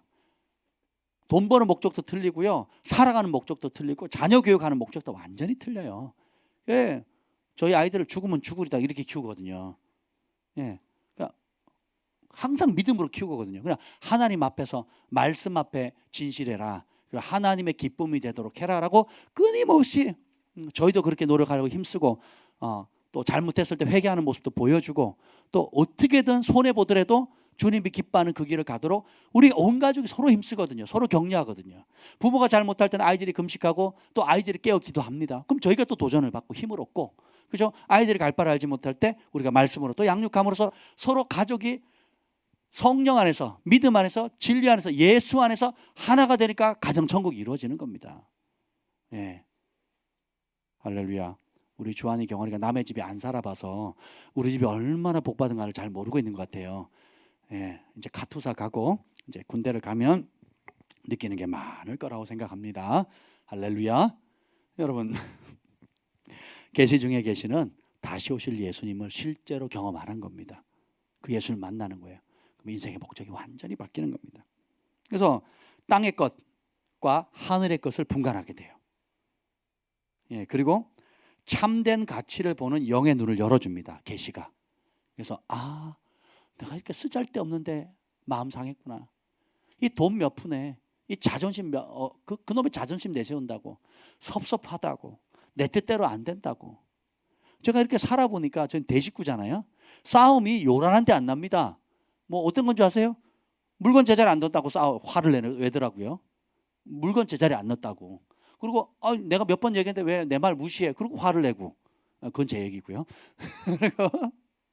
그리고 무슨 대단한 그걸로 싸우는 게 아니더라고요. 그러니까 한마디로 말하면 왜 내가 원하는 대로 안 했냐 이거예요. 내가 원하는 위치, 내가 하라는 대로 안 했냐. 이게 다 뭐예요? 8식구면 8식구가 다 달라. 네. 내 편 안 됐다고, 내 뜻대로 안 해줬다고, 내 방식대로 안 했다고 팍팍팍팍. 예, 육의 사람, 혈기 사람이거든요. 근데 영의 사람이 되면 이제 어떻게 됩니까? 사랑하는 삶, 섬기는 삶, 내가 그리스도와 함께 십자가에 못 박혀 죽었나니 그런즉 이제 내가 산 것 아니고. 예, 저 영어 성경은 참 번역이 잘 돼 있어요. 그게 뭐냐면 The life I live in the body, 내가 이 몸 안에 사는 그 삶의 이유는 I live by faith, 믿음으로 산다는 거예요. In the Son of God, 하나님의 아들을. 그러니까 내가 사는 이유는 내가 어떻게 산다고요? Live by faith, 믿음으로 산다는 거예요. 믿음으로. 어떤 믿음? 살아계신 하나님 아들을 믿는. 그 하나님 어떤 아들이냐? 나를 사랑하사 자기 몸을 주신 분이에요. 그러니까 사랑하셔서 말로만 사랑한 게 아니라 나를 위해서 전부를 주신 거예요. 아멘. 그래서 인생의 목적이 이제 주님이 피값으로 우리를 사신 이유가 다시는 우리를 위해 살지 않고 자기를 위해 살도록, 자든지 깨든지 주님과 함께하도록 하기 위해서 하신 이제 그 가치를 사게 되는 겁니다. 이게 계시의 힘이에요. 계시의 힘. 할렐루야. 네. 진짜 경험하면 진짜 인생이 바뀌는 겁니다. 한 번의 주님과의 만남이 인생을 송두찌로 바뀌고요. 내가 이전에 그렇게 중요하다고 생각하는 게 쓰레기 같고 악취나고 사도 바울이 말한 것처럼 배설물처럼 여겨지는 은혜가 임해야 되는 겁니다. 그리고 영원한 것들, 그리고 이 땅에서 주신 그 사명, 하나님이 하라고 하는 그 일, 하나님이 나만을 통해서 할 수 있는 일이 있거든요. 그게 부르심이에요. 이제 그 일에 하나님의 영광을 위해서 주님과 함께 어떤 시련과 어려움이 와도 뚫고 나갈 수 있는 용기가 생기는 것입니다. 아멘. 따라서 계시는 최후 심판을 준비하게 만듭니다. 주님께서 심판한다는 걸 아니까 어떻게 돼요? 이제 재정도 다르게 쓰겠죠. 천국에 천국 은행이 있거든요. 그 계좌가 여러분 다 이름으로 되어 있습니다. 박주환, 박경환, 이훈섭 이름으로 다 이렇게 되어 있어요. 사랑의 소망의 온유 이름으로 다 되어 있습니다. 다니엘, 요엘이 선지자들 이름으로 다 되어 있단 말이에요. 이제 거기서 이 땅에 내가 심었을 때 되돌려 받지 못하는 극빈자들이나 어려운 사람들, 오른손이 아는 거 왼손이 모르게 했던 모든 것들이 다 차곡차곡 쌓이는 거예요. 복음서를 읽으면 어떻게 해야 쌓인다는 걸 알잖아요. 그죠? 섬기면, 희생하면, 그리고 드러나지 않으면 쌓이고, 드러나거나 이 땅에서 칭찬받거나 사람에게 인정받으려고 하면 어떻게 해요? 사라지는 겁니다. 그건 아무것도 아닌 거예요. 그죠? 이미 이 땅에서 영광 받았으니까, 사람에게 칭찬받았으니까 하늘에 상급이 없는 거거든요. 그래서 이런 원리를 알게 되니까 어떻게 해요? 삶의 방식이 바뀌어요. 다르게 행동하거든요. 이게 구별이고 거룩입니다. 거룩은 흰옷 입고 다닌다는 뜻이 아니에요. 주님의 말씀, 하나님 나라의 통치 원리가 하나님 말씀에 있는데 그 말씀대로 살기 위해서 세상 사람들과 다르게 행동하고 다르게 말하고 빛이 되는 삶을 살아갈 때, 구별되어질 때에 거룩해지는 겁니다. 다니엘이 뜻을 정해서 그 세 친구와 함께 자신을 더럽히지 않기로 결단했잖아요. 이게 거룩입니다. 거룩. 그래서 여러분들이 세상에서 예배드리지 마라. 세상 정부의 법에 우리가 순종해야 되지만 이 정부법이 하나님의 법을 대적하면 어떻게 돼요? 철저하게 교회사를 보면요, 진실한 하나님의 친백성은 정부법이 하나님의 법을 대적하고 성경법을 대적하면요, 정부법에 저항했습니다. 앞으로는 더 그렇게 해야 됩니다. 저항을 안 하면 배교를 해야 돼요. 그러니까 흘러가는 대로 따라가려면 배교를 해야 됩니다. 그래서 마지막 때에 큰 배교가 있는 거예요. 왜? 입에 풀칠하는 게 보이지 않는 하나님을 섬기는 것보다 더 중요하다고 믿기 때문에. 동성애가 죄인지를 신학교에서 다 가르칩니다. 교회가 다 가르쳤고요. 근데 사회가 그 인권 조례안을 통해서 동성애법을 만들려고 하고 군에서도 인권 핑계로 동성애를 조장하려고 허용하려고 할 때에 전국 신학교 중에 단 한 개의 신학교도 그게 죄입니다, 반대합니다 하고 성명서를 낸 데가 없습니다. 장자교단에는 장로교단과 또 기독교, 감리교, 장로교, 성결교, 침례교, 심지어 저희 서울신대도 그걸 발표를 안 했어요. 근데 유일하게 그것이 잘못됐다, 우리는 그걸 반대한다고 성명을 낸 학교가 일반 학교예요. 어디입니까? 한동대가 포항에 있는 한동대학인 거예요. 그래서 제가 그 한동대 그 당시 교무처장님인가요? 그걸 이끌어갔던 그 교무처장님 초청을 받아서 저희 부부가 가서 만났습니다. 왜 혼자 하셨냐고, 같이 하시지 그랬더니요, 사실은요 전국 신학교에 협조 공문을 다 보냈대요. 단 한 교회 신학교에서도 동참을 안 합니다. 왜 안 할까요? 성명서 내면 한동대 되게 어려움을 겪었잖아요. 그러면 어떻게 해요? 정부에서 대학교 지원금이라든지 또 밑보이잖아요. 그럼 정권의 맛에 밑보이면 어떻게 하면 이런저런 핑계를 대가지고 압박이 들어오거든요. 이미 많이 겪었어. 다른 정권에서도 겪어보니까 어떻게 해요? 괜히 쓴소리 했다가 찍히지 말자. 그래가지고 어떻게 해요? 진리를 안전하는 거예요. 그 사건 이후에 장신대 맞죠? 그 동성애 동아리 만들고 뭐 그런 사람들 초청하고 장신대 신학생들이 동성애 제일 앞장서는 사람도 초청해가지고 신학교 강의실에서 강당에 초청해가지고 그거 했다니까요. 네. 한동대에서도 그걸 하는 걸 학교에서 학칙으로 제재를 하니까 어떻게 인권 위에다 올리고 막 주변 세력들 해가지고 전국을 발칵 뒤집었잖아요. 지금 우리가 그런 시대에 살고 있습니다. 네. 제가 사랑하는 저희 교회를 주셨던 이 목사님 지금 이번 주에도 왔대요. 제가 영상 봤거든요. 보신 분 계실 겁니다. 와가지고 또 거기다 전도 집회 했잖아요. 아이들 데려놓고 그리고 막 책망을 하는 거죠. 이 정부가 동성애 조장하고 온갖 죄악을 나라를 말아먹고 가정을 파탄시키는 이런 법을 만드는 거를 교회가 진리를 외치고 하는데 왜 이런 교회를 핍박하냐 하면서 거기 오는 그 공무원들을 막 엄청 책망하고 속이 다 시원하더라고요. 뭐 그런 얘기를 하는 겁니다. 지금 이게요, 뭐 먼 남의 나라 이야기가 아닙니다. 먼 남의 나라 이야기가. 제가 밴쿠버 처음 갔을 때 2003년도에 갔을 때 데모를 하더라고요. 교회가 와가지고 그 밴쿠버 다운타운에서 데모를 막 해요. 저게 뭔 데모입니까? 그랬더니 동성애를 인정하는 법을 만들기 전에 몇몇 교회들이 일어나서 저거 막아야 됩니다라고 외쳤어요. 근데 지역 교회들이 하나도 안 일어난 거예요. 그러니까 소수의 교회만 으쌰으쌰 하니까 정부에서 보니까 별 힘 없네. 그리고 통과시킨 거예요. 통과시키고 나니까 동성애가 잘못했다 뭐 얘기를 하는 순간 부모가 잡혀가 까목살이 하고요. 그리고 이제 캐나다 법은 뭐냐면 주례를 목사님들이 씁니다. 그래서 목사님이 주례 쓰고 사인을 해야 혼인 서약이 이루어져요. 법적인 효과가 있습니다. 이게 되세요? 우리랑 좀 달라요. 우리는 그냥 동사무 가서 신고하면 되는데 거기는 그렇지가 않습니다. 목사님 주례 쓰고 해야 되는데 동성애자들이 결혼을 하려면 주례를 목사님께 부탁을 해야 되잖아요. 사인을 해야 되죠. 근데 목사님이 어떻게 동성애자를 가정으로 인정하고 부부로 인정하고 사인을 해줍니까? 못한다 그러면 잡혀 들어가는 거예요. 그리고 그 결혼식에 부케 만들거나 빵을 만들거나 이래 할 때 동성애자들이 가가지고 만들어달라면 거부하면요 잡혀 들어가는 겁니다. 미국도 그렇고요. 주마다 좀 틀리긴 한데 상당수가 그랬거든요. 근데 그때 그래서 뒤늦게 보니까 이게 너무 심각한 거예요. 그래서 오히려 건강한 가정을 훼손시키고 정상적으로 살아가는 사람, 그 진리를 진리대로 전하는 교회와 성도들을 역차별하는 걸 알게 된 거죠. 그래서 제가 2003년도에 저희가 유학 갔을 때 모여가 데모를 했는데 법을 한번 통과되면요 뒤집기가 얼마나 어려운지 아세요?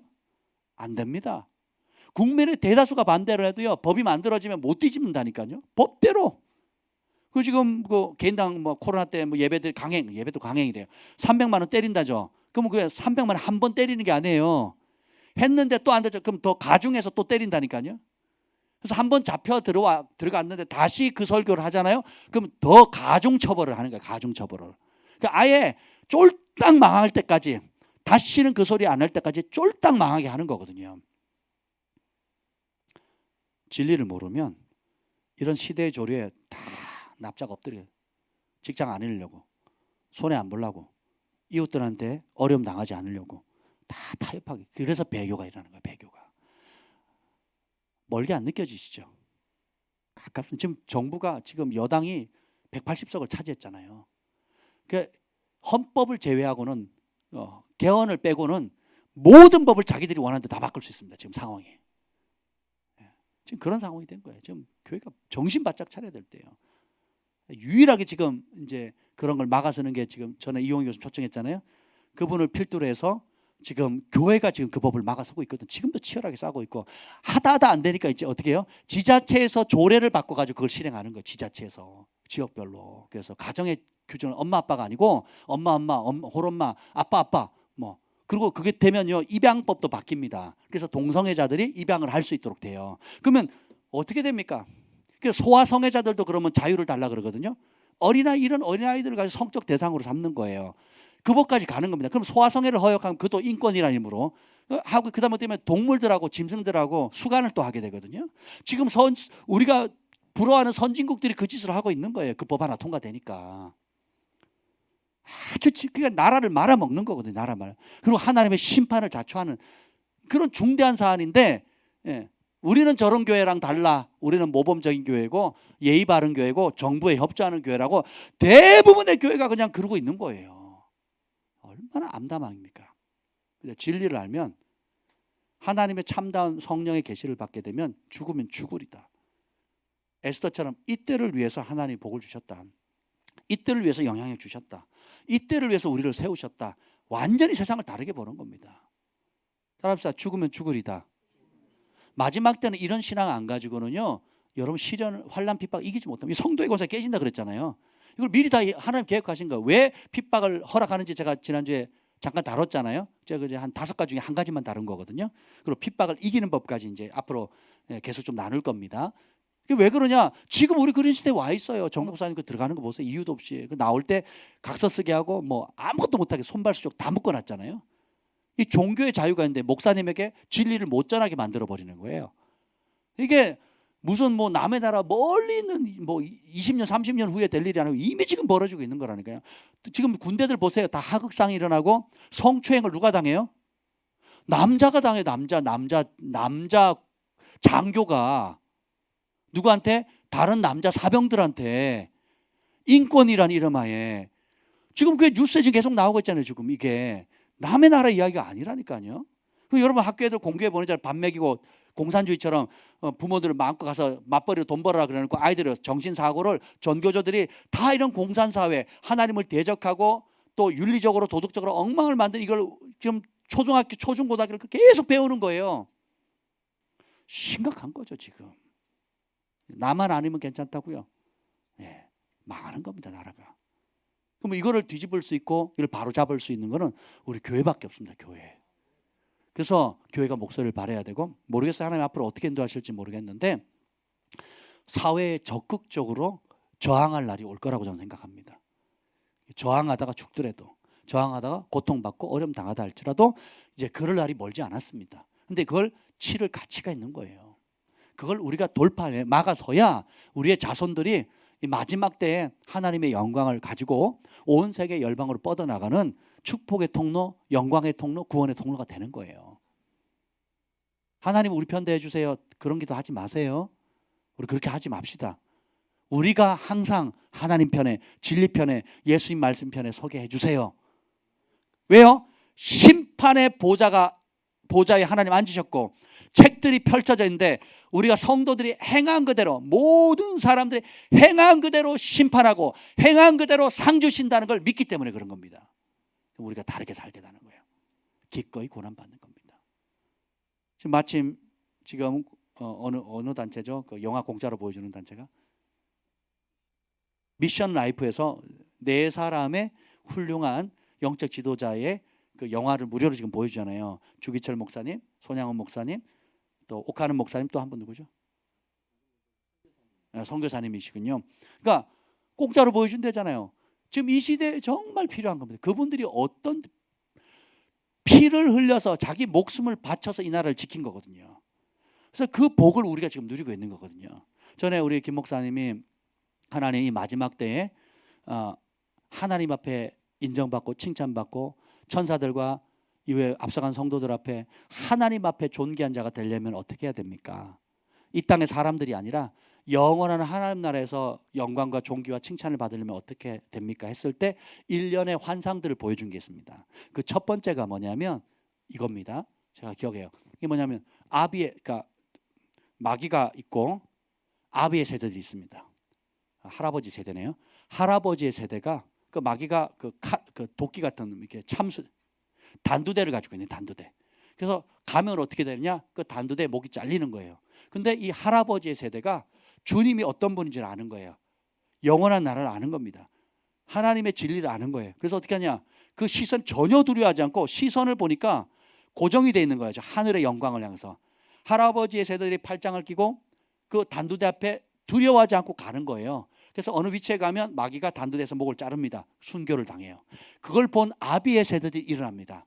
아비의 세대들이 일어나서 똑같이 어떻게 하냐? 팔짱을 끼고 두려워하지 않고 죽음의 자리인데 그 죽는 자리에 시선이 빼앗긴 게 아니라 그 죽음 너머에 있는 하나님의 영광의 시선이 고정되어 있는 거예요. 그래서 팔짱을 끼고 전진해 나갑니다. 그리고 그러니까 마귀들이 떠는 거예요. 떠는데 결국은 이렇게 아비 세대들이 단두대에서 순교를 당합니다. 목이 잘려 죽어요. 그걸 본 자녀의 세대들이 일어나는데 자녀의 세대가 일어나서 다시 하나님의 영광의 시선을 고정하고 연합해서 전진해 나가니까 마귀가 어쩔 줄 모르는 겁니다. 우리가 지금 그 시대에 있어요. 우리가 그런 시대에 지금 놓여 있습니다. 정신을 바짝 차리셔야 돼요. 깨어 있으셔야 됩니다. 단순히 나만 어려움 안 당하면 되고 나만 배부르면 되고 내가 집 사고 내가 차 사고 내가 좀 넓은 집에 있고 내가 좀 월급이 올라가고 연봉이 올라가고 좀 안정되고 이거 생각할 때가 아니라니까요. 굉장히 지금 심각한 때입니다. 그래서 우리가 근데 기쁜 소식은 그것을 넉넉히 이기고 상쇄하고도 남을 수 있는 하나님의 영광과 성령을 폭포수같이 지금 부어주는 시대거든요. 아멘. 우리가 그걸 이기려면 다른 길이 없어요. 오늘 찬양했던 것처럼 우리 찬양할 때 하나님 성령 역사하셨잖아요. 마지막 때에 부흥을 담을 수 있는 그릇으로 우리가 준비되어야 되는 겁니다. 다른 데 시선 빼앗기지 않고 주님을 바라보면서 우리가 그렇게 함께 달려나갔으면 좋겠습니다. 그래서 계시는 이런 최후의 심판을 우리가 맞이하도록 우리 인생을 그렇게 남은 인생을 살아가도록 할 수 있는 용기를 주는 거예요. 결단을 주고 남은 인생을 그렇게 계획하는 겁니다. 저는 돈 많이 쌓아가지고 우리 자식들한테 뭐 물려줄 생각이 없습니다. 우리 자식들에게는 하나님을 경외해서 스스로 이 아이들이 전 세계 어디 갖다 놔도 하나님의 은총이 따라서 아브라함이 아무데나 밟으면 그 땅이 복을 받잖아요. 그리고 거부가 되거든요. 부모님 유산 물려준 게 아니에요. 예, 부모님한테 유산 받으려면 그 찾아가는 길도 어려워, 가기도 어려워요. 그러니까 아브라함이 가는 곳이 복받고 이삭이 땅을 파면 그 땅을 파는 대로 우물이 뻥뻥뻥 터지고 야곱이 가축을 기르면 기르는 대로 복을 받고 요셉이 손 대는 일마다 요셉뿐만 아니라 그 요셉의 그 주인도 다 복을 받게 하잖아요. 저는 그 복을 주고 싶은 거예요. 그 복의 뿌리가 뭡니까? 여호와를 경외하는 거거든요. 말씀에 목숨을 거는 거거든요. 우리 주한이 경환이가 사랑의 소망의 온유가 그 말씀 안에서 딱 그렇게 견고했으면 이 아이들 전 세계 아무 데나 떨거나 보세요. 각기 하나님의 요셉처럼 축복의 통로가 되는 거예요. 이거 물려줄 생각을 해야지. 그렇지 않습니까? 어떤 분이 그러더라고요. 하나님 복 최근에 은혜를 주셔. 일사분기에 은혜 주셔가지고 또 가족 중에 누가 생일이라 가족들이 진짜 근사한 곳에 맛있는 음식을 먹고 되게 행복하게 왔는데 교회에서 기도하는데 하나님께서 북한에 추구하는 영혼들 예수님이 그걸 막 애통해하면서 기도하는 모습을 보는데 뭐 펑펑 울었대요. 그러면서 오히려 정죄감이 생긴다는 거죠. 내가 이 추구하는 영혼들을 이러고 있는데 나는 그걸 이렇게 맛있게 먹고 비싼 돈 써도 되나? 그래서 제가 그랬어요. 비싼 돈 써도 됩니다 그랬어요. 행복을 누리세요. 근데 그 와중에 죽어가는 저 영혼들의 향한 예수님의 마음을 배우세요. 그리고 그걸 알게 되면 이제는 어떻게 하겠어요? 그 예수님 마음이 임하면 내가 물질을 어떻게 쓰겠습니까? 시간을 어떻게 쓰겠어요? 하나님께서 여러분에게 준 땅과 건물과 자산을 가지고 어떻게 쓰시겠냐는 거예요. 그래서 그러시더라고요. 앞으로는 제 생일 때가 되면 이 생일 때에는 아주 간단한 미역국이나 그냥 케이크 하나만 넣고 그 생일 때 벌어지는 그런 모든 뭔가 좋은 일 있으면 그걸 하나님이 기뻐하는 일에 쓰고 싶습니다. 그러더라고요. 제가 작년부터 그렇게 하기로 했잖아요. 할렐루야. 그래서 제가 저는 무조건 현찰 박치기 한다. 나는 케이크도 필요 없어요. 케이크는 우리 애들이 좋아하니까. 받는데 필요 없습니다. 다 현찰. 어떻게든 현찰을 만들어서 고아들이나 선교지나 극빈자들이나 정말 복음이 필요한 곳에 저는 쏟고 싶은 거예요. 조금이라도 뭉친 돈이 생기면 우리 한국 돈이 동남아시아, 아시아가 뭐 얼마나 그 가치가 큽니까? 미국 가면 종인데 동남아 가면 굉장히 큰 돈이거든요. 여러분 쓰는 돈이 단돈 100만 원만 돼도 인도에서는 100만 원이면 교회를 하나 짓습니다. 100만 원이면 뭐 좀 더 좀 과장하면 200 정도면 충분히 교회를 지어요. 교회를 그렇게 짓습니다. 예. 우리는 뭐 그렇잖아요. 이야, 생각해 보세요. 그러면 이게 이제 주님의 마음이 임하면 내가 시간 쓰는 거, 남은 인생을 계획하는 거, 내 자녀를 향한 마음들이 완전히 달라져요. 무엇을 유업으로 물려줄 건가? 내가 하나님 앞에 결산할 때 내가 하나님 앞에 무슨 열매를 드릴 것인가 생각이 바뀌어 버리는 거예요. 일반 강남의 아이들처럼 내가 학원 못 보내고 옷 못 입히고 과외를 못 시키는 이런 고민하고 그것 때문에 속쓰려하는 게 아니고 또 누구처럼 좋은 차 좋은 집 못하는 게 속쓰려하는 게 아니라 내가 하나님의 뜻을 모르는 거 주님의 마음을 모르고 영적으로 나태하고 안일해서 내가 깨어있지 못하는 것에 대해서 회개하게 되고 더 주님의 마음을 내가 알았으니까 주님 마음을 더 부어주세요. 그 영혼들을 살리기 위해서 밤이고 낮이고 모든 생각이 주님과 하나가 돼서 다르게 가는 겁니다. 영적인 안일함이 너무 많이 빠져 있어요. 나만 편안하면 된다. 나만 안락하면 된다. 이 생각에 한국 개신교를 싸그리 잡고 있는 겁니다. 남이야 죽든 믿음의 형제들 고통을 당하든 진리를 전하다가 교회가 문을 닫고 막 수백 명이 와가지고 그렇게 협박을 해도요. 우리는 저런 교회가 지금 극우파가 아니에요. 우리는 저런 교회처럼 달라요. 우리는 세련되고 모범적이고 예의 바른 교회라고 다 한국 교회가 그런 식으로 눈 감고 못 본 척하잖아요. 그 와중에도 성남에 있는 우리 목사님 전화가 왔더라고요. 사모님이 이제는 그 누구죠? 이 목사님 광팬이 됐대요.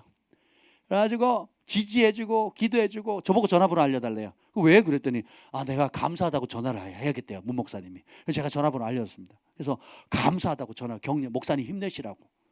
그리고 저도 이제 틈나면요 어떻게 하세요? 문자를 보냅니다. 목사님 힘내세요. 목사님 존경하고 사랑합니다. 목사님 힘내세요. 목사님 혼자가 아니에요. 우리 같이 기도합니다. 이렇게 하거든요. 이렇게 해주면 얼마나 좋겠어요. 그리고 지금 그 교회가 지금 실시간으로 막 예배 들어오는 사람이 수백 명이 됩니다. 그리고 전에는 뭐 몇백 명 이제 그 클릭 수가 없었는데 유튜브에 지금 몇천 명이 지금 듣습니다. 몇천 명이. 그러니까 깨어 있는 숨은 샤이 크리스찬들을 일깨우는 거예요. 같이 연합하게 만드는 겁니다. 그리고 막 보수 유튜버들이 막 달라붙어 가지고 막 격려해주고 또 우리 산들바람도 김치 내가 보내겠다고 좀 알려달라고. 그래서 제가 연락했더니 거기는 점심을 안 먹답니다. 할렐루야. 우리 교회 좋은 교회, 점심 주는 교회, 저녁 간식도 주는 교회잖아요. 할렐루야. 예. 그래서 거기는 안 먹는다고 감사한 마음만 받겠다고 뭐 그러시더라고요. 그러니까 생각해 보세요. 어려울 때일수록 우리가 더 진리 안에서 우리가 함께 연합해서 일어서야 되는 겁니다. 근데 그걸 언제 준비하느냐? 지금 준비해야 돼요. 한때 두때 반때 성도의 권세가 깨지고 핍박이 올 건데 그 이길 수 있는 영적 근력 지금 준비 안 하면 그때 못 이깁니다. 야, 정부 한마디에 목사님 말보다 정부 말을 더 믿고 그 교회가 젊고 활발한 교회인데 성도들의 70%가 교회를 안 나온대. 목사님 나오라 그랬는데. 아주 오래된 전통과 보수가 빛나는 이런 교회도 아니고 아주 젊고 또 지식층이 많고 사회에 이제 뭐 나름 중산층 왜 밥이 없어서 못 먹죠? 그냥 10,000원짜리 하나 하면 뭐 식당 할 수 있는 거 아니에요? 진짜 그렇게 믿는 사람들. 그 단돈 10,000원이 없어가지고 5,000원이 없어가지고 밥을 먹는 아이들이나 그런 그 월세를 못 내는 이런 사람들의 상황을 전혀 모르고 있는 거예요. 진짜로 몰라서. 누가요? 그 교회 성도들이. 그래서 누구 말을 목사님 말보다 정부나 KBS, SBS, JTBC, YTN 뉴스를 더 믿는다니까. YTN이 성경이에요. JTBC가 성경이라니까요. 그것 따라 행동하면요 끝난 겁니다. 배교일 가는 거예요. 못 이겨낸다. 지금 우리가 깨어 기도하고 진리의 목숨을 걸고 하나님께 나가야 될 때가 됐습니다. 아멘. 그래서 계시는 하나님이 어떤 분인가를 하나님의 가치, 예수님을 따르는 것의 가치, 천국의 가치, 그리고 내가 이 땅에 부르심에 순종하는 가치, 그리고 예수님의 이름 때문에 고난받는 것의 가치를 명확하게 해주는 겁니다. 흔들리지 않는 거예요. 주님의 부르심 따라 살고 살아도 주를 위해 죽어도 주를 위해 내가 죽도록 충성하리라. 나를 부르신 그분, 내 인생을 결산하실 그분, 내 모든 상급은 주님 앞에서 받겠다. 인생이 바뀌는 겁니다. 이게 계시의 힘이에요. 계시는 살아계신 하나님을 보게 만들고 만나게 하고 그 살아계신 하나님께 인생을 걸게 만드는 겁니다. 그래야 여러분이 진짜 참된 계시를 받은 거예요. 오늘 이 밤에 그렇게 기도합시다. 기도할 때 하나님 우리에게 주님의 마음을 부어 주옵소서. 우리 두 손을 높이 들고 이 시간에 함께 기도할 때에 하나님 내가 다른 무엇이 아니라 주님의 부흥을 감당할 수 있도록 주님의 마음을 부어주세요. 이 마지막 환난의 시기에 또 배교의 시대에 또 세상과 타협하고 돈에 묶인 삶, 사람에 대한 두려움, 장래에 대한 막막한 두려움 이런 것에 묶인 삶이 아니라 이제는 에스더처럼 죽으면 죽으리이다. 다니엘처럼 하나님의 영광을 보고 이 마지막 때 일으킬 영광의 세대로 하나님 내 시선을 내 믿음의 시선이 온전히 예수님께만 고정되게 해 주옵소서. 하나님 내 편 되게 해주세요라고는 그 욕심에 찬 기도를 내려놓고 이제는 하나님 내가 항상 24시간 어느 상황이든지 주님의 편에 예수님의 말씀 위에 진리에 설 수 있는 제가 되게 해 주옵소서. 핍박을 넉넉히 이길 수 있는 단련된 믿음을 주시옵소서. 나를 단련하신 후에 내가 정금같이 나아가리다 하는 이 연단에 피하지 않고 타협하지 않고 하나님 내가 믿음을 가게 하옵소서. 두 손을 높이 들고 주의 이름을 부르시고 기도합니다.